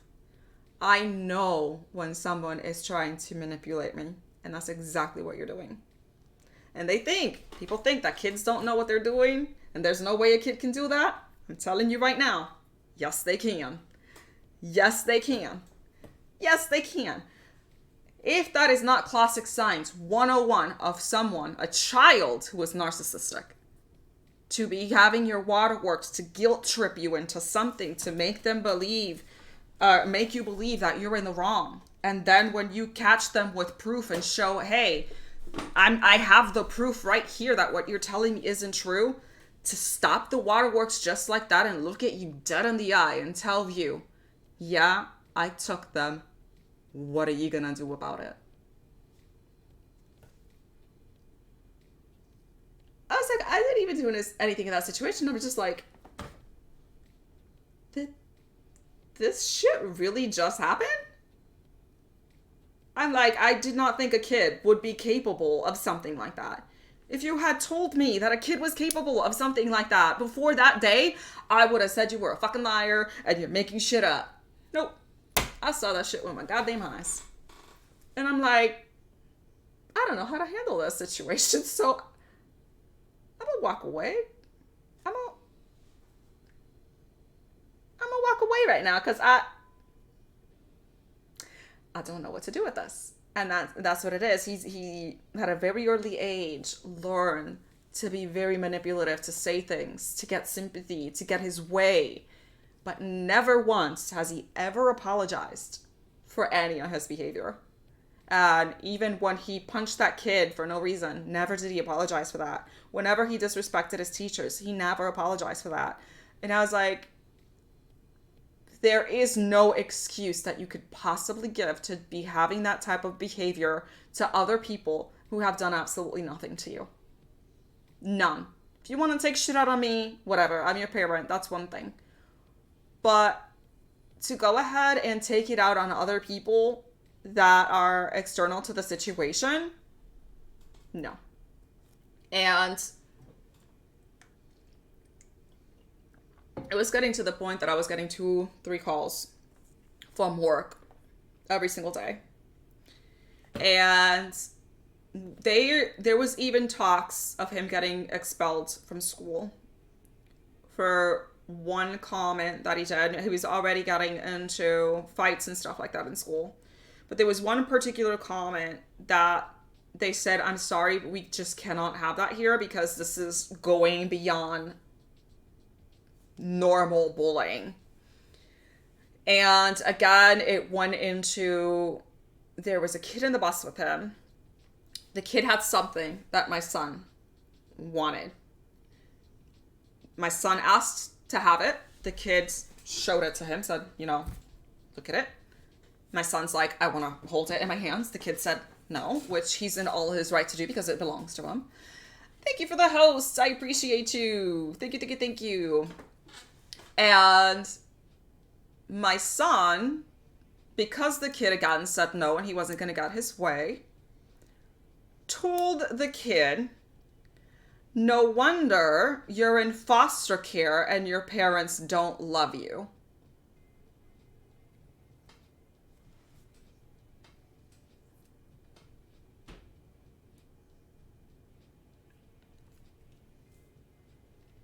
Can you imagine a 10-year-old turning around and telling another child, no wonder you're in foster care and your parents don't love you. All because he didn't let you borrow whatever it is that you wanted to see.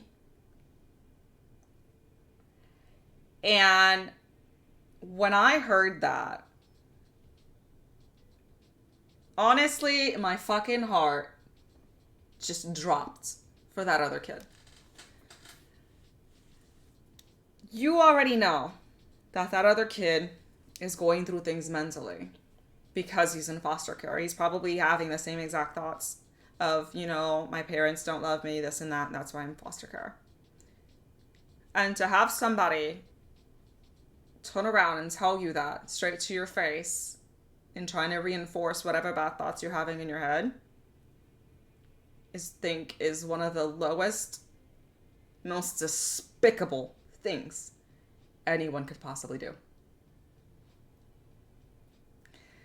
And that was the first time that I started looking at my son differently. And I was like, I did not raise you this way. Never, ever have I said anything remotely close like that to anybody. You were not brought up this way. Even whatever issues I had with his father, I never spoke about my ex-husband negatively in front of my son. Never, ever have I ever thought to say something that cruel and demeaning to another person simply because you didn't get your way on grabbing something that you wanted for yourself. Yeah, Stonestream, thank you so much for the look. Arctic said kids can be cruel for sure, people in general. Yeah. And that's the thing, a lot of people want to exonerate kids from all wrongdoing. Oh, they don't know better. Trust me, he did. He did. His intent for that kid was to make him feel so low like garbage to get his way. And that is, ladies and gentlemen, narcissistic controlling behavior 101. 101. And they do say that shit like that's hereditary. I did not believe it until I saw it that day. And it fucking broke my heart to think that something could possibly be genetically connected to your child when you did everything possible to show them nothing but love and support, and that they can still turn around and be that cruel to another human being for no apparent reason. Your boy sounds like me when you was little. I was a fucking monster. Well, Panda, what made you act that way? So here's the thing. Like, I've heard about people being monsters or a certain way when they were younger, and then at a certain point they grow out of it, they do better for themselves. Is there a particular reason as to why you were behaving the way that you were? Because that's the main thing for me right now, is that I don't have an answer for it. If I could pinpoint, okay, X and Y happened, which led to this behavior, then that would be one thing. And then I can maybe kind of work around that and like see if I can steer things in a different direction. But personally for me, I cannot find anything that may have caused this change in him at all. Absolutely, at all. It's like, it don't matter. My mom didn't love me a lot, and I still was like that. Boys are just little psychos. You gotta keep up on him. Be his little ass. Get him into activities. Shit that keeps him busy and out of trouble. He gotta use that crazy for good. And you're his master, so you have to help him redirect that murdery shit. Nah, it's just him, man, on me. Well, see, here's the thing. It's like, and that's the problem. Every single time I've asked for help, Panda, all that has been redirected towards me. Like saying that I'm an inadequate parent, that I'm doing something wrong, that I'm not doing enough. And I'm over here arguing, like saying, what else can I do? I've tried everything. And he just continues to act the way that he does. And I have no idea why. You know what I mean? It's like we've tried. We've put him in extracurricular activities. He was in choir. He was in football, and the behavior just never changed. It's still been the same. He's about to be 16, and it's still the same. I've been hoping and praying that it'll change, and at this point, I just don't think it's going to, because he's literally said that he doesn't feel like he has anything to change over, and at the end of the day, if he doesn't see anything wrong with his behavior, it's what I've been repeating over and over and over again. It doesn't matter what anybody does if he doesn't want to change how he's acting. You know, that comes intrinsically. Like, I can send you to therapy, I can get you on meds, I can get you help, I can be the most available, talking, loving parent in the entire world. But if you don't see anything wrong with your behavior and you don't want to change it, it's not going to change. And that's what I keep telling people. I'm like, you all keep looking at me every single time I ask for help like I'm the one doing something wrong. But none of you have sat down to think about why he's acting this way in the first place. If I had an answer, great. Give me something to start with. I don't. I really don't. Like I said, I joined the Marines at 17. It's up to him at that point, 16, and that's exactly what I've been saying. I think that it's gotten to the point where I don't think that I can do anything personally myself for him. We have been thinking of enrolling him into the armed forces when he turns 17. I think that joining the armed forces might give him a sense of responsibility and will teach him to respect others, which right now he does not have. Because I guarantee you, if he goes with this attitude that he has now into the armed forces, where he thinks that he can do what he wants and mouth off to people, he'll get smoked in the military real fucking quick. They don't mess around with that. So I'm kind of hoping that that's the direction that this is going to take. That once he gets into the armed forces, maybe they can instill something in him that I just have not been able to. He has... a lot of people are telling me that they're pretty much 100% convinced that he has oppositional authority disorder, or whatever you call it, where anybody who's in a position of authority, he just disrespects and pushes back. So if that's the case, he's not going to be able to get away with that in the armed forces. And at this point, we just honestly don't even know what to do. Arctic 6 and parents always feel responsible for when their kid acts out this way, but they are still individuals at the end of the day themselves, and not necessarily the parents' fault. I am just some guy and I don't know anything. Yes, if someone doesn't want to change 100%, they will not. And that's where it's come down to this point right now. It's like, you're old enough to know right from wrong. You're old enough to know that what you are doing and your actions and your behavior are directly hurting other people. And you're saying you don't care and that you don't want to change.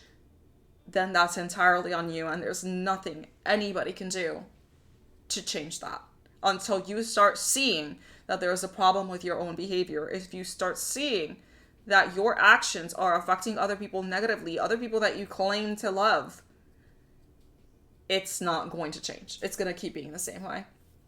How's dad with him? Does he handle up on him? So Panda, no. His dad disappeared on us when he was 4. So I was basically raising him completely by myself.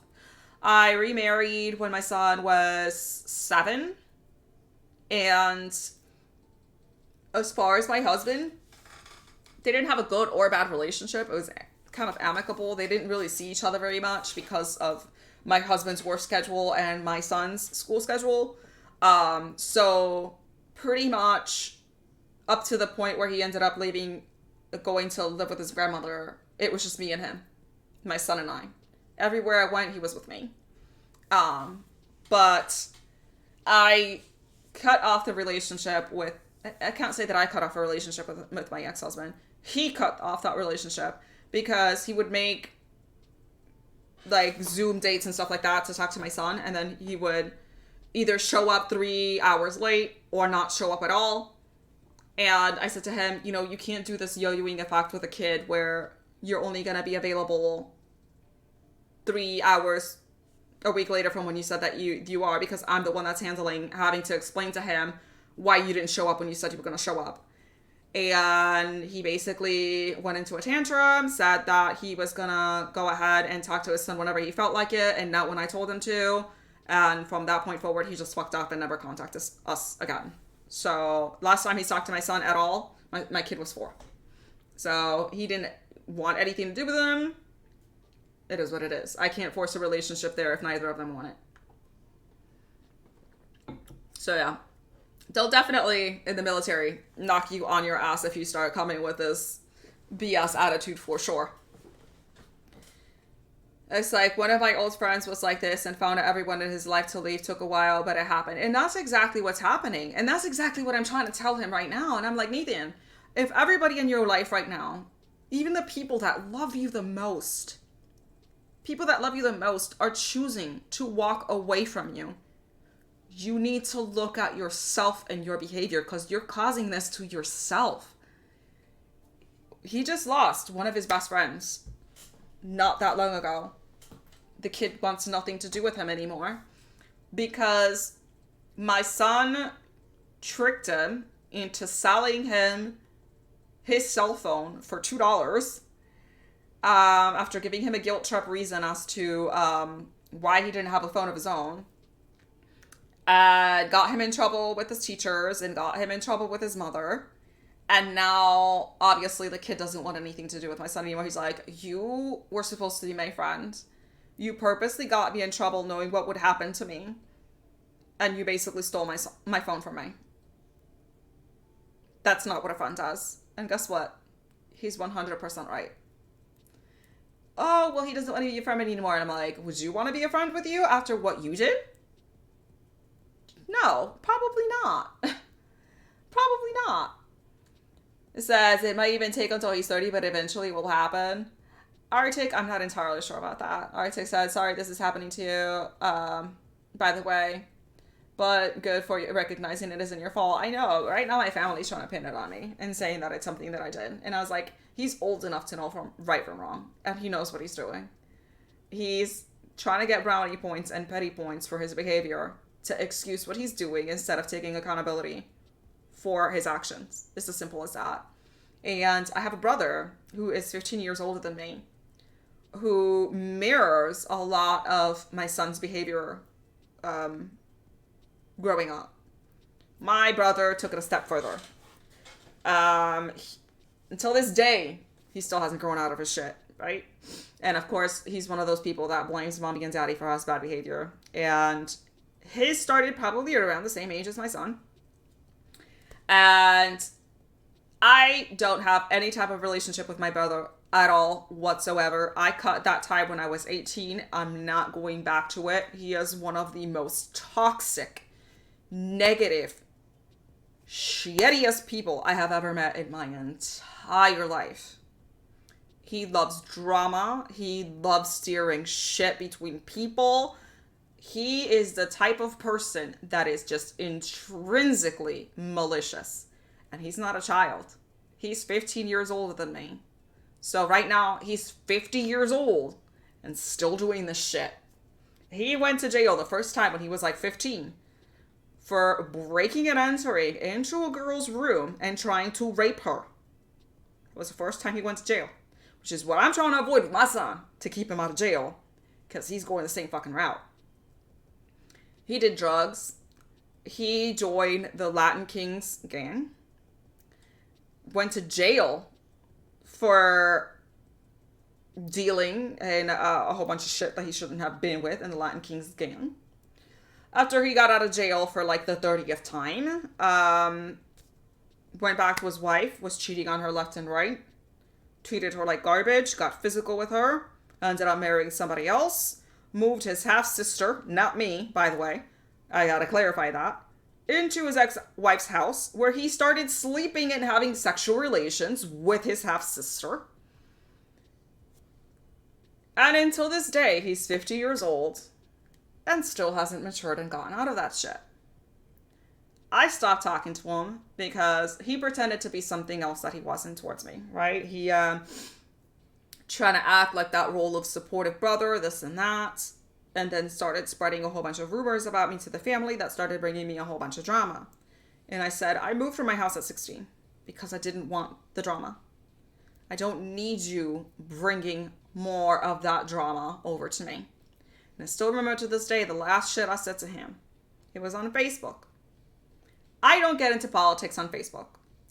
Online, social media. I do not. If somebody wants to have a private conversation, I can have an intellectual debate about politics. That's not a problem.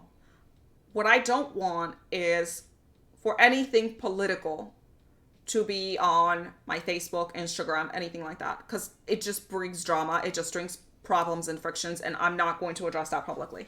So I had a particular cousin that kept tagging me on all of these political posts, trying to persuade people to vote one way or another.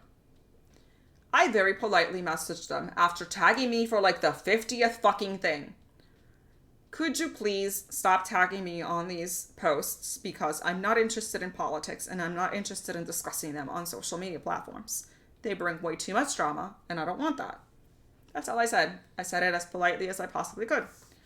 He decides that he wants to reply to my message and goes, oh no, nobody touched the golden child. She's made out of gold. Oh my God. Trying to start shit on her page.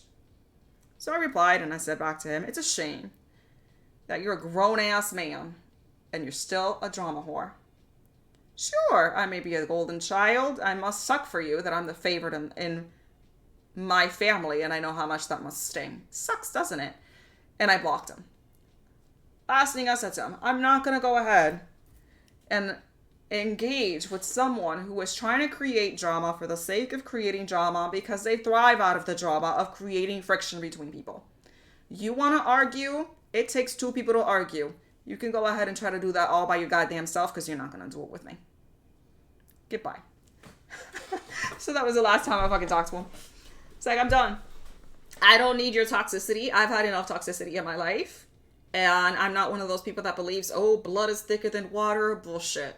I don't give a shit if you're related to me. I'll cut you right off. If I don't think that you being in my life is in my best interest and you're going to cause me negativity and toxicity and put me in a bad mental state, you don't need to be here. That's the last time I talked to him. 18 years old. And at 18, I could still make that reasoning that you're being a drama whore. grow the fuck up, and him being 15 years older than me still couldn't come to that conclusion? Nah, we're done. We're done. I was like, you go create your drama all in your damn self. You're not gonna include me on your shit. Not gonna happen. Go argue by yourself. Takes two people to argue. Not gonna drag me into that. And he tried, like, making fake accounts and shit and try to get into my Facebook. I'm like, tell me you don't have a life without telling me you don't have a life. Like, move the fuck on. No. And then somehow he found out that when I was 26, that I was getting a divorce from my first marriage. He fucking found my phone number somehow. Somebody in my family gave it to him. And he calls me. Tries to have this conversation of trying to be that supportive brother because, he wants to be up in that drama. He wants to be in the sauce. Trying to be, oh, I'm so sorry you're going through this. Blah, blah, blah, blah, blah. Okay. You know that you just want the scoop and the juice on what's happening in my life because you like fucking drama. Oh, I'm going to give you some advice. So I turned around and I was like, listen. If I needed marital advice of any kind, the last person I'm going to go to is someone who's fucking his half-sister and cheating and beating his wife left and right. So, good day to you. And I hung up. The last person I need any type of marital advice is the one person that's doing everything wrong in any of the relationships he's been in. Ah, thank you. Nah, we don't need that. We don't need that. We're done. Good day. Thank you, Shipro for the tab. I appreciate you. Oh, Arctic. He thrives on that. He thrives on that. Bringing me drama. Left and right. That's what he did. Like, it was like, yum, yum, yum, yum, yum, yummy for him. He just ate that shit right up. I'm like, if you're going to go for the drama and go for everything else, you're not going to get it from me. You're going to go ahead and get it from somebody else. I don't post any of my personal life or anything like that on any social media. Nobody knows what's going on with my life, what I'm doing career-wise, what I'm doing in my personal life. Nobody knows that because I don't put that shit out on blast on Facebook. Meanwhile, he's over there trying to call my grandmother, calling my mother, calling my father, calling everybody he could to try to find my business. You ain't going to find it. You're not going to find it. Yep. It's like, no, we're not going to do that. He just thrives on that toxicity. We're not going to do that. Nope. Sage, how are you? Welcome in. We're talking about toxic ass people that I seem to be surrounding myself over. Well, not surrounding myself. I'm trying to cut that bitch off. But that's how it is. It's like every single time with him, as far as his relationships and stuff, he would never cheat when things were bad, right? If there were constant arguments, people throwing dishes and plates across the room, and it was fucking chaos in his relationship, he fucking loved it. Wouldn't cheat there. Loyalest motherfucker you've ever seen. The moment things were good in the relationship, right? You're both on the same page, you're raising your kids together, we're taking fucking family trips to Disney, everything's amazing. That's when he wanted to cheat, because things weren't spicy anymore. Things weren't dramatic anymore. He thrived on the drama. He thrived on the chaos. That's what he wanted. Every single time he cheated and did something to fuck up his relationship is because the relationship was going good. I ain't gonna do that. Oh, social media is entirely too fucking toxic. That's why I go on there to look at funny videos and memes. That's it. That's all we do. But there's unfortunately some of the people there that just thrive on that toxicity, and they don't want a healthy relationship. They want the kind of relationship where there's drama and punches being thrown and shit breaking across the room. That's what he liked. And I was like, that's what you're trying to get from me. You're trying to get me to have some sort of negative reaction towards you where I'm going to engage in toxicity, and I'm not going to. I'm not going to. I'm just going to remove myself from the situation, and you can be toxic all you want. So the last time that I had contacted him, or that I messaged him when I was 18, I moved to Puerto Rico. And he told my entire family in Puerto Rico, and this was not true, that the reason I moved to Puerto Rico was because I was pregnant. And I didn't want anybody to find out that I was pregnant. So I was like, okay. So I removed Nigel from the situation. I blocked him from everything, and he's still contacting family members to try to get me and to be in the middle of drama. So one day, I'm over at my grandmother's house. So my grandmother is one of the worst people you could possibly be in your entire life. She was a racist bitch, and I'm glad I don't have a relationship with her. She's the type of person that when she died, there was no one next to her, and for good goddamn reason. She was a horrible, horrible human being, to the point that I've heard horror stories on how her manner of disciplining her children when they did something that she didn't like was stabbing them in the head with a screwdriver. She was a horrible, horrible person. So, they were doing a food gathering at my aunt's house. My aunt's house was on the above floor of my grandmother's house. So, back then, I was enrolled in culinary school, so I'm wearing my chef pants, and I just have like one of those little sleeveless white tees that go underneath your uniform, because I had just gotten out. My chef coat is fucking hot as shit, and we're in Puerto Rico, and it's long sleeves and stuff, so I just had that on. And I see my grandmother. She's on the phone. She's speaking loudly, and I can kind of hear what the other person's saying. And she comes up to the terrace where I am, and she starts looking for me. And I see her doing one of these, you know, like dipping her head, trying to look at my stomach and shit. So I turn around, because I know what it was, because I could overhear the other person speaking. So I turned around, literally grabbed my shirt, lifted that bitch up. Do you see anything here like that? It's pregnant. No. And even if I was, I'm 18 years old. I'm legally an adult. It is my goddamn business, and none of y'all nosy motherfuckers' business. Good day. Walked away. I spoke like that to my grandmother, just like that. She don't deserve my fucking respect. She was the first person to throw the stone to call me the N-word and call me a nappy-headed bitch and all this other shit. You don't respect me. I don't give a fuck if you're my grandmother. You don't deserve my respect. Simple as that. Christmas. When I was a kid, this was a recurring issue.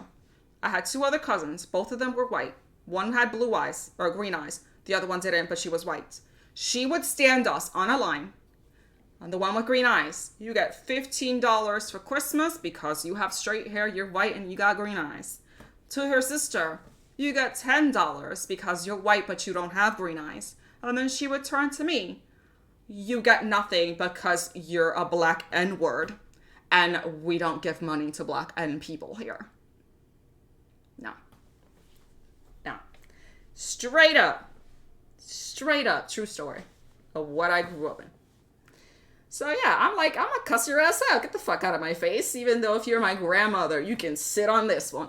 I have no respect for you at all, whatsoever. Because never have you ever shown me a shred of fucking dignity and respect my entire goddamn life. So don't expect it from me. To me, you're a stranger who right now is disrespecting me and needs to get chucked. Because when I was 18, I didn't take shit from nobody. Shit like that. Which is why I was so upset when I got into this relationship. And my ex managed to tear me down to the point of where I had no self-worth. Because that 18-year-old, she had fucking fire. And she didn't let anybody walk over her. And that's exactly what I'm trying to get back to. Maybe not as aggressive, but you know what I mean. But you know what I mean. Oh, man. Oh, that's the environment that I grew up in. So when I tell you all that my family was bad, that was mentally, sexually, physically abusive, I'm not making this shit up. And that's what I had to deal with. And that's exactly why I said that I was going to lead my life a certain way to get away from that toxicity. And I swore to myself from an early age that I was not going to be like them. Because I know what it feels like to be on the receiving end of those comments, on the receiving end of that mistreatment. And I don't think anybody fucking deserves to be treated that way. Baffling to me that you can sit there with a straight face and after everything they've done, turn around and tell me blood is thicker than water. You need to get the hell out away from my face. Is what you need to do right now.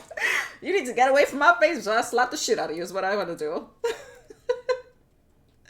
Oh yeah, no, showstopper. They're trying to bring me back in, which is why we're doing a mental health stream today. Because they're trying to bring me back into the drama, and I'm like, it's not gonna happen. It's not gonna happen. It's like, none of them get to sit here and call me selfish. Because for once in my life, I'm putting myself and my mental health over their drama and their toxicity. Call me selfish all you want. But guess what? All that drama that you want, you're not going to get it from me. It's just not. There are things, it's like, let me tell you, like, these past couple of weeks, past couple of months, mental health wise, have been very, very difficult for me, because this is what I've been dealing with back and forth with my family and shit like that. To the point where I've thought about just quitting streaming and stuff like that, because it was getting to the point where it was a struggle to hit that live button and put on a cheery face, because y'all have seen my past streams before, you know, besides the ones that I do as far as mental health and stuff like that. And I can almost guarantee that none of you, unless I talk to you guys in private, knew that any of this had happened in my life, that any of this was currently happening in my life, based on how I carry myself on my other streams. There's a reason for that. That's not what I want to project. And why I decided to do the stream today is because I realized that there's a lot of people that are maybe going through something, maybe not exactly the same as what I'm going through, but going through something similar, going through a situation where they feel like they have no way out, where they feel like they're surrounded by toxicity. They're blaming themselves for things that are happening, even though they're trying their best and things like that. And I wanted to make today's stream to kind of let people know, I see you. We've been there too. You're not alone. You can keep fucking pushing forward. And at the end of the day, if there's something that's not working to your benefit to help you mentally, you need to let that shit go. Straight up. There's nothing else to it. You need to let it go. It doesn't matter if it's your brother, your sister, your mom, your dad, your cousin. Fuck it. You let that shit go. Because the most toxic thing a family member can say to excuse their behavior by treating you a certain way is to say blood is thicker than water and we need to stick together because we're family. Fuck that. Nope. Because if that was the case, then it would work both ways, right? If family blood is thicker than water and you care for me as much as you say you do, you wouldn't be doing half the shit you do to me to put me down in the dirt, because you don't want a family member. You don't want somebody that sticks up for you and you know, we're our ride or die. You want somebody to keep on the bottom of your boots and make you feel better about your fucking miserable ass life, because the moment the person you keep starting to put down on the dirt and insult and make them feel like shit starts bettering themselves, then you have to take a look at yourself and what you're doing and what you're not accomplishing. And that's what they do. And family members are freaking great at doing that shit, to make you doubt everything about yourself, because they need somebody to put down. And that's what I grew up in. And they were so pissed at me because I never let them. Until this day, still not gonna let them. Simple as that. It's like, it's a reminder you never know what someone's going through. Showstopper, and that's exactly why I say, today I didn't write it on my stream, but in every other stream that I do on the title, on Twitch, it always says, P.S. Be kind. And that's exactly why I say it. Because you never know. You never know what someone's going through on their personal life. And all it can take is just one unkind word to send that person over. And trust me, you do not want to be the person responsible for someone being sent over the edge when it costs nothing to be kind. Hell, if you don't even want to be kind, then don't fucking address them. What's the point of that? If you can't bring yourself to say something nice and constructive and kind to someone, don't say anything at all. Don't even be kind. Just don't say anything at all. Keep quiet, because you don't know. You don't know what they're going through. And it's like perfect example that I always give is Robin Williams. And he always had that saying that he always liked to make people laugh and make jokes and stuff like that, because he knew what it was like to be in depression. He knew what it was like to be in the bottom of the barrel. And so many people were shocked when he committed suicide. So many people were shocked when he committed suicide. But he was telling you all along. He was telling you all along, I know what it's like to be on the fucking dirt bottom. Be kind, because you don't know what someone's going through. I can be projecting happiness and jokes, and I can seem like the happiest person in the entire world, and you don't know what he was going through the moment he shut those cameras off. He was telling you the entire time. And that's a perfect example why I say, don't be nasty to people. Only time I've ever been mean to someone is to defend myself because I'm being personally attacked. I don't go out of my way to go ahead and start drama or shit with anybody. That's why I try to be friends with everybody. My inbox is always open for anybody that needs to talk, because I understand what it's like to not have anybody and feel like the only person that you can depend on is on yourself. So cut the shit and be nice, man. That's all I can say, man. I guarantee you're helping someone out there today by this. Arctic, I really hope so. At the very least, if there's one thing that they can come out of it today, is that to know that they're not alone. And I know it's easier said than done, but sometimes we need to know that we need to cut certain ties that are not beneficial to us and move forward, because I compare the equivalent of somebody toxic in your life, somebody manipulative, narcissistic in your life, is like having a cut, right? You have a cut and you can do whatever you can to mend it. But if somebody else keeps coming with a razor and cutting the same bit again, that cut is never going to heal. And until you remove that person who you're giving that razor to, it's not going to help. It's not going to improve. Trust me, the moment you cut that toxic person out of your life, that's basically putting you into the mental state that you are, those wounds are going to start to heal. Promise you, those wounds are going to start to heal. You need to remove that person who has that razor. That's all it is. So the definition of family are people you choose to have in our life, and they're for you for everything, and then they rise you up. Exactly. And that needs to be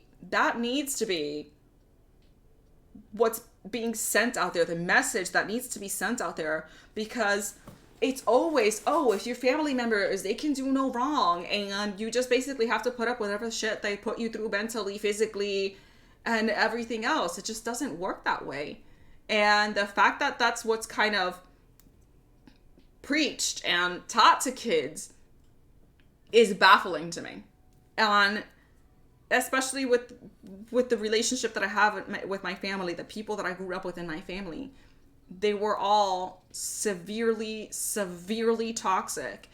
And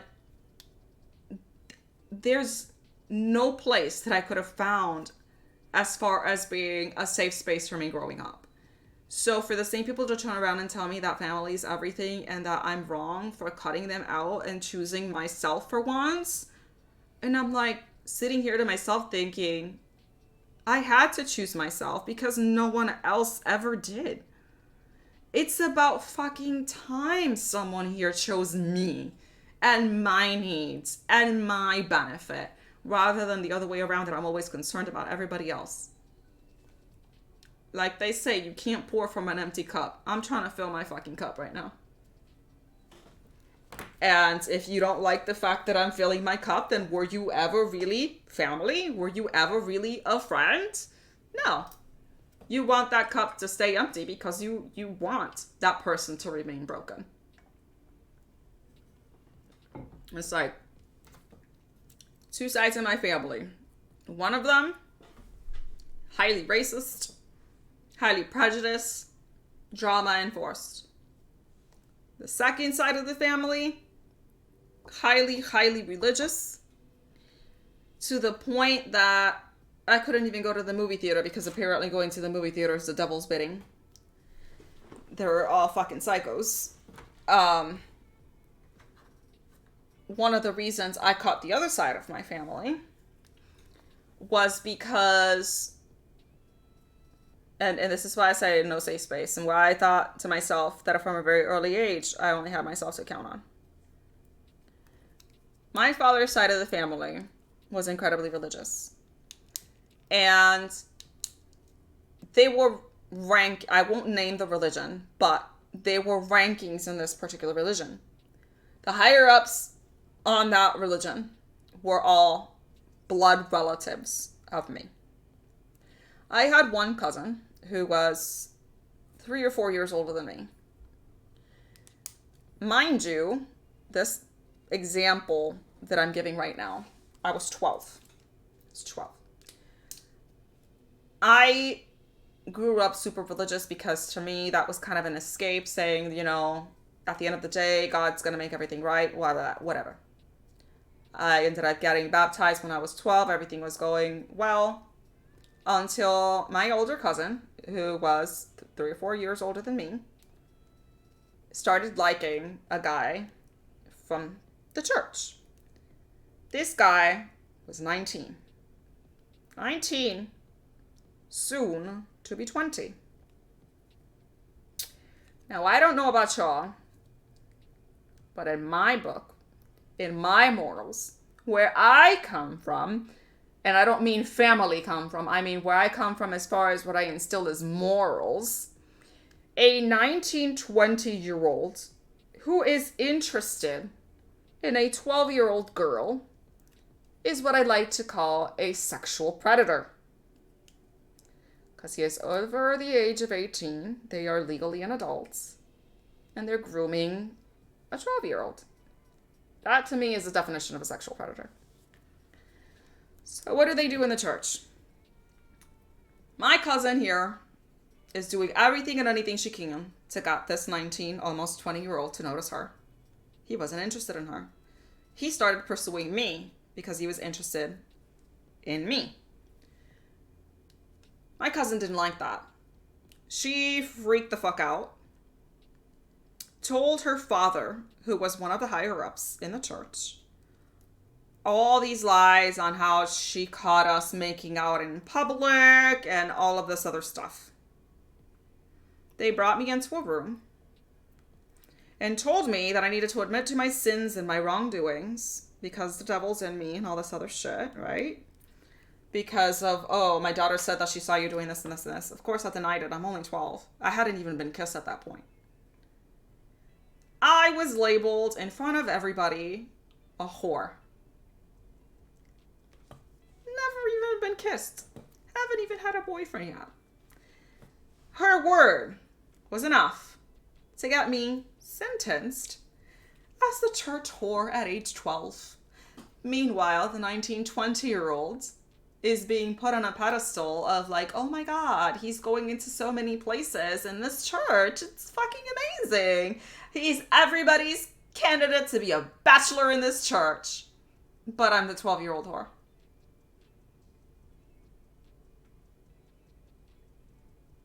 And then they still to this day question to me why I left that religion and haven't looked back since. I left when I was 14. I tried to remediate the situation.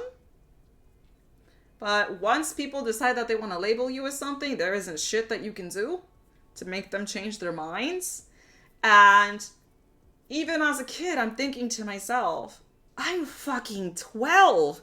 This guy's almost 20. How is it that nobody here is addressing the fact that he's trying to bet a 12-year-old?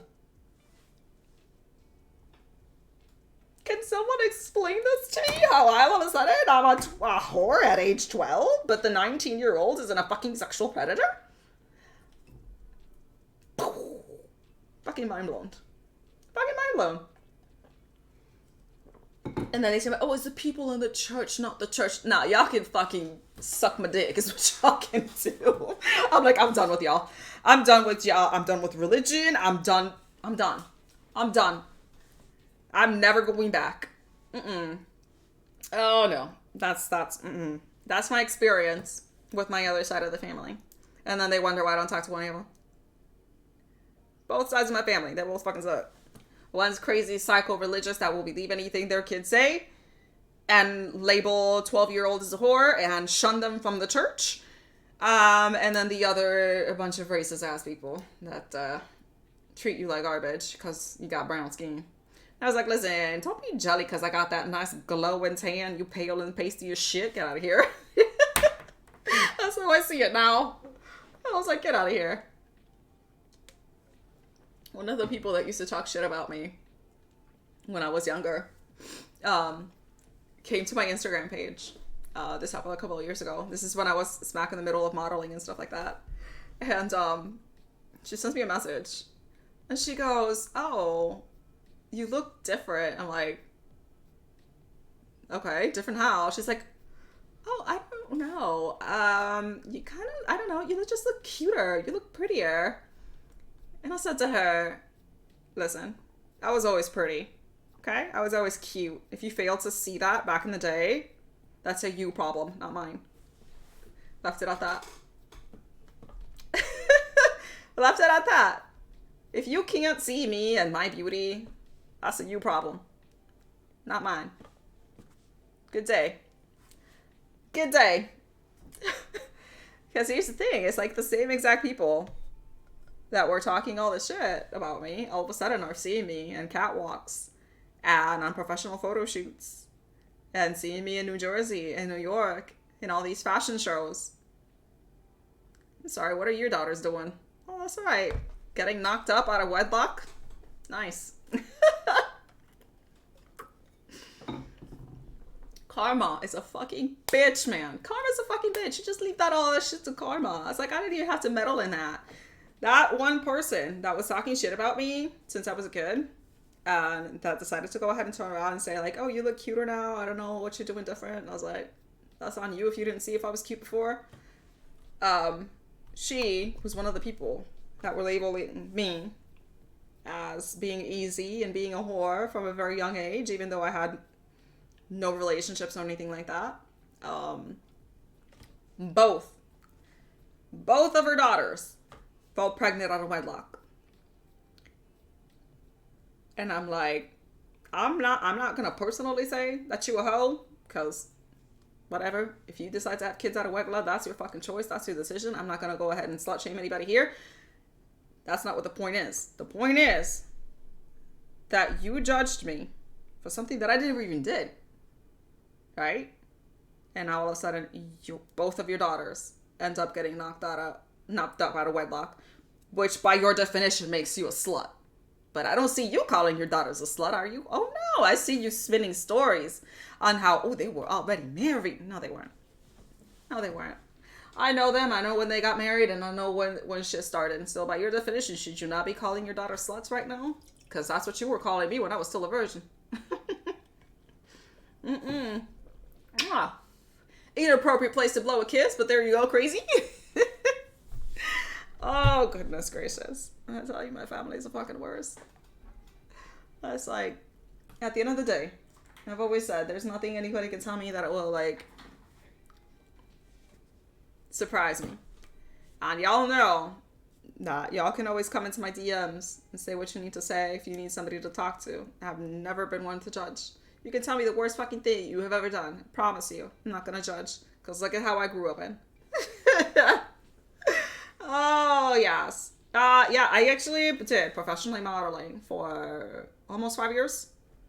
Arctic. So yeah, I'm only 5'4". So it was hard at first to start booking runway shows. But then when I actually started making a name for myself, like I said, the biggest thing that I booked was New Jersey Fashion Week. And there I modeled for Dolce Vita and J. Godfrey, which were both international designers. So why I didn't do it anymore? Why I don't do modeling anymore? I'm too fat now.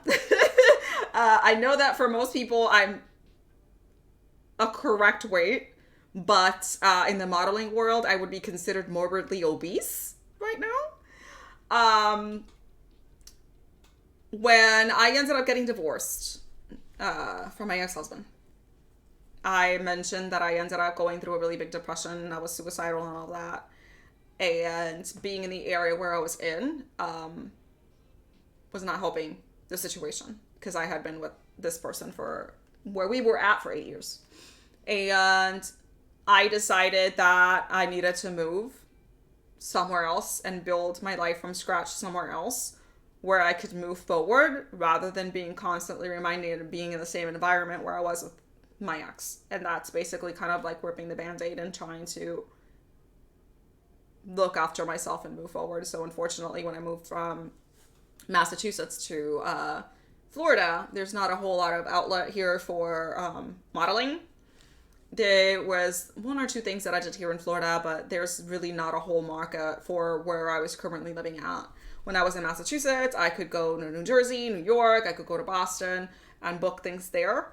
But unfortunately, did not have the same availability. So I ended up having to choose my mental health over my career, which honestly fucking gutted me. I absolutely loved being a model. It was one of the things that was my passion. I loved everything about it. I even did a few movies. So modeling and acting was something that I always did want to pursue, and to have built myself up to give myself a name and a reputation at only being 5'4" and being casted to one of the biggest fucking shows there are for New Jersey Fashion Week was huge. So I was really sad to have to let that go. But the direction in where my life was going personally, I don't think that it would have had a very happy ending had I stayed. So that's why I stopped. So I actually did not mind the travel. I thought it was a lot of fun. I met a lot of really great people. It was just something about the runway that is no the best thing that I can compare it to is, you know, that moment right before you drop on a roller coaster. That's what it felt like, and it was fucking exhilarating. And you know when you're next in line, you're supposed to be going in the runway, and you're all fucking jittery and shit, like, oh my god, oh my god, oh my god. And then you hit the lights as soon as you start walking, and it is such a fucking empowering moment. Loved it. And I'm so sad that I ended up having to let that go, because it was something that I really, really enjoyed. Yeah, they do want their tall models, but I used to wear heels that were, I think, 6.5 inches tall. And that's how I managed to get in there. Yeah. They always want their it is a tough business and it's extremely competitive. But now that you mention it, if you guys want to see, I will show you some pictures from my modeling days. Hold on. Oh, let me pull this up. Give me 1 second. Like I said, I look very different when I actually do myself up instead of looking like a hobo. Okay, let's see. Let's go back down. Okay. Let me do a share screen. Hold on. We're going to screen capture, add source.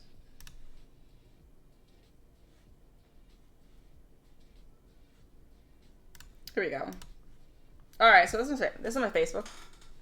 Let me know if you can still see it if I move over, because I don't know how this thing works. Hold on. Ah, shit, I pressed the wrong thing. I still can't see it. Okay, making sure that I can still see it, because some of them, like when I switch pages for whatever reason, it deletes shit. Hold on. Just trying to figure this out. I'm not entirely tech savvy here. Okay, so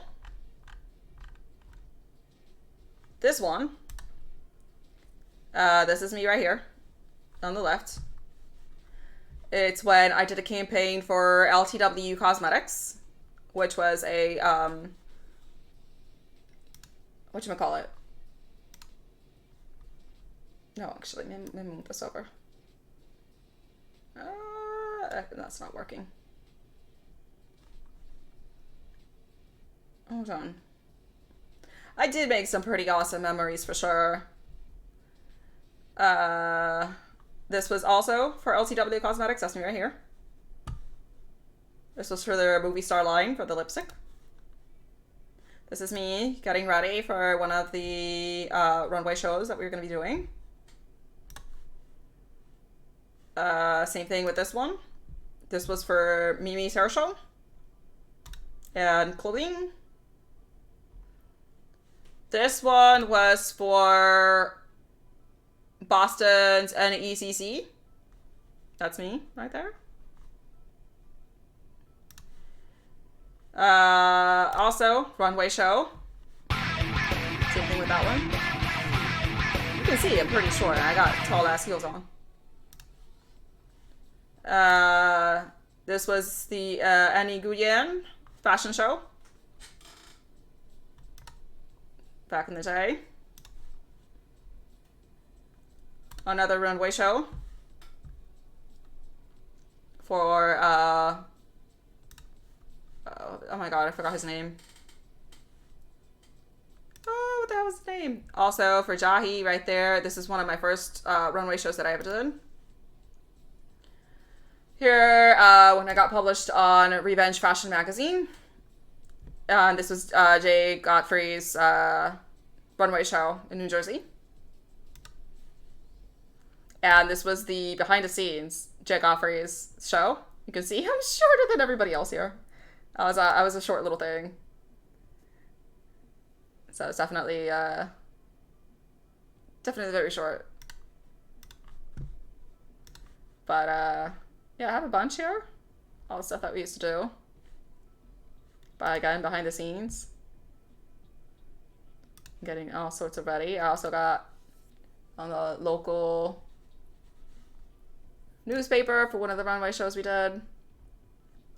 And then all of my campaigns and professional photo shoots that we did. So I have a whole bunch. And as far as my albums and stuff, where is it here?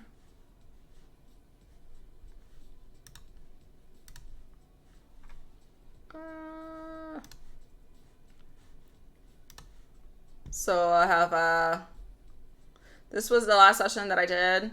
This was in Florida.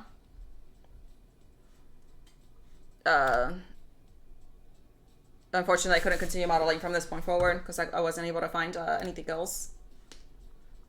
But this was in Tavares. Yeah, got quite a few hair shows. That was me back in the day. Very, very long time ago. But yeah, that was me back in the day when I used to do my modeling professionally. So I said I clean up better than what I look like in here when I feel like it. I said it's something to be proud of for sure. I'm happy you had an experience. It sounds like you enjoyed it. It was a lot of fun. It's definitely a lot of fun. But oh my gosh, it was so fucking hot with all the lights and shit. You know, all these people would be backstage always trying to dab you because all those lights to make everything look proper, whew, made you sweat like crazy. It was so freaking hot. Oh yeah. So it was a lot of fun, and you know, I always hope that I could go back to it someday, but unfortunately it didn't pan out that way. But still had fun and enjoyed myself. It was good days for sure.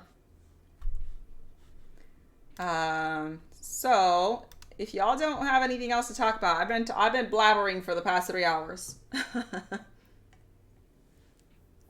So I think we covered a whole lot today.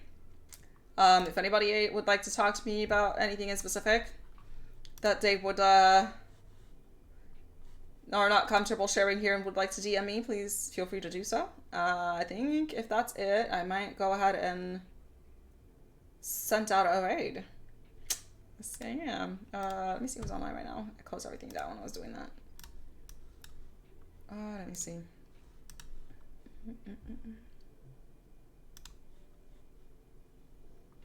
So yeah, like I said, I try to invite somebody different every single time I go live.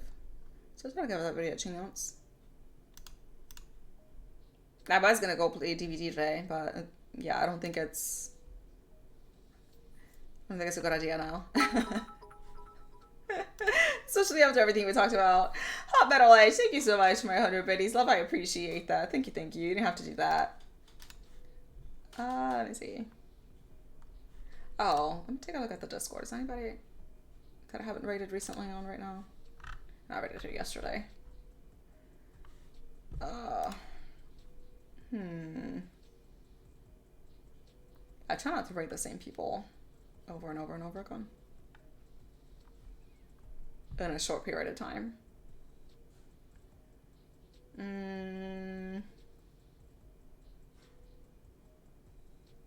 I'll be honest, half the people that are live right now, I don't even recognize their names. I have no idea who they are. Oh shit, I don't know.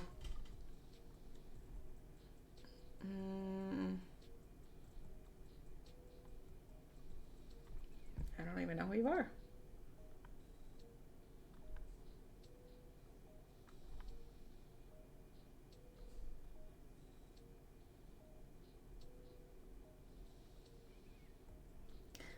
This is always the hardest part of streaming, is finding who to raid.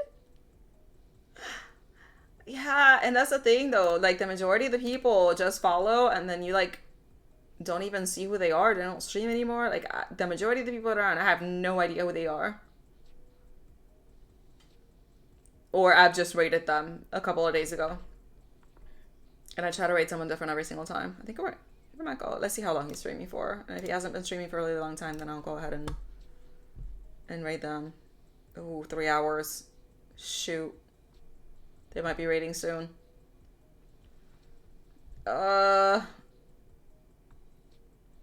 Okay, let's see. How long have you been? Oh shit, also 3 hours. Y'all are kidding me. Why is everybody streaming for over 3 hours?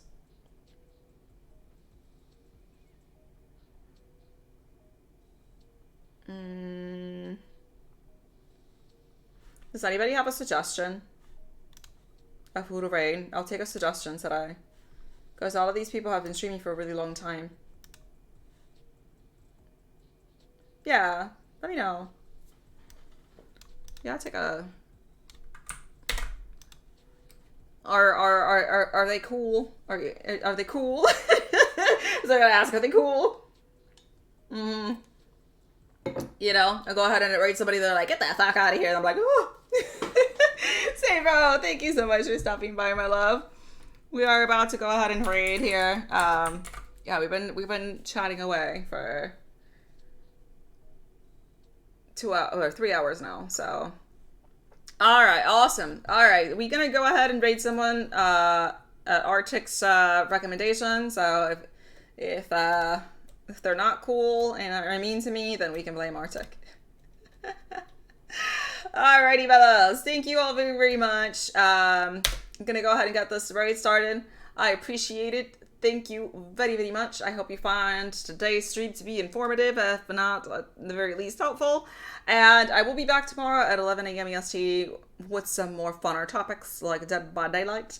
So thank you all very, very much, and I'll see you in the next time. Bye!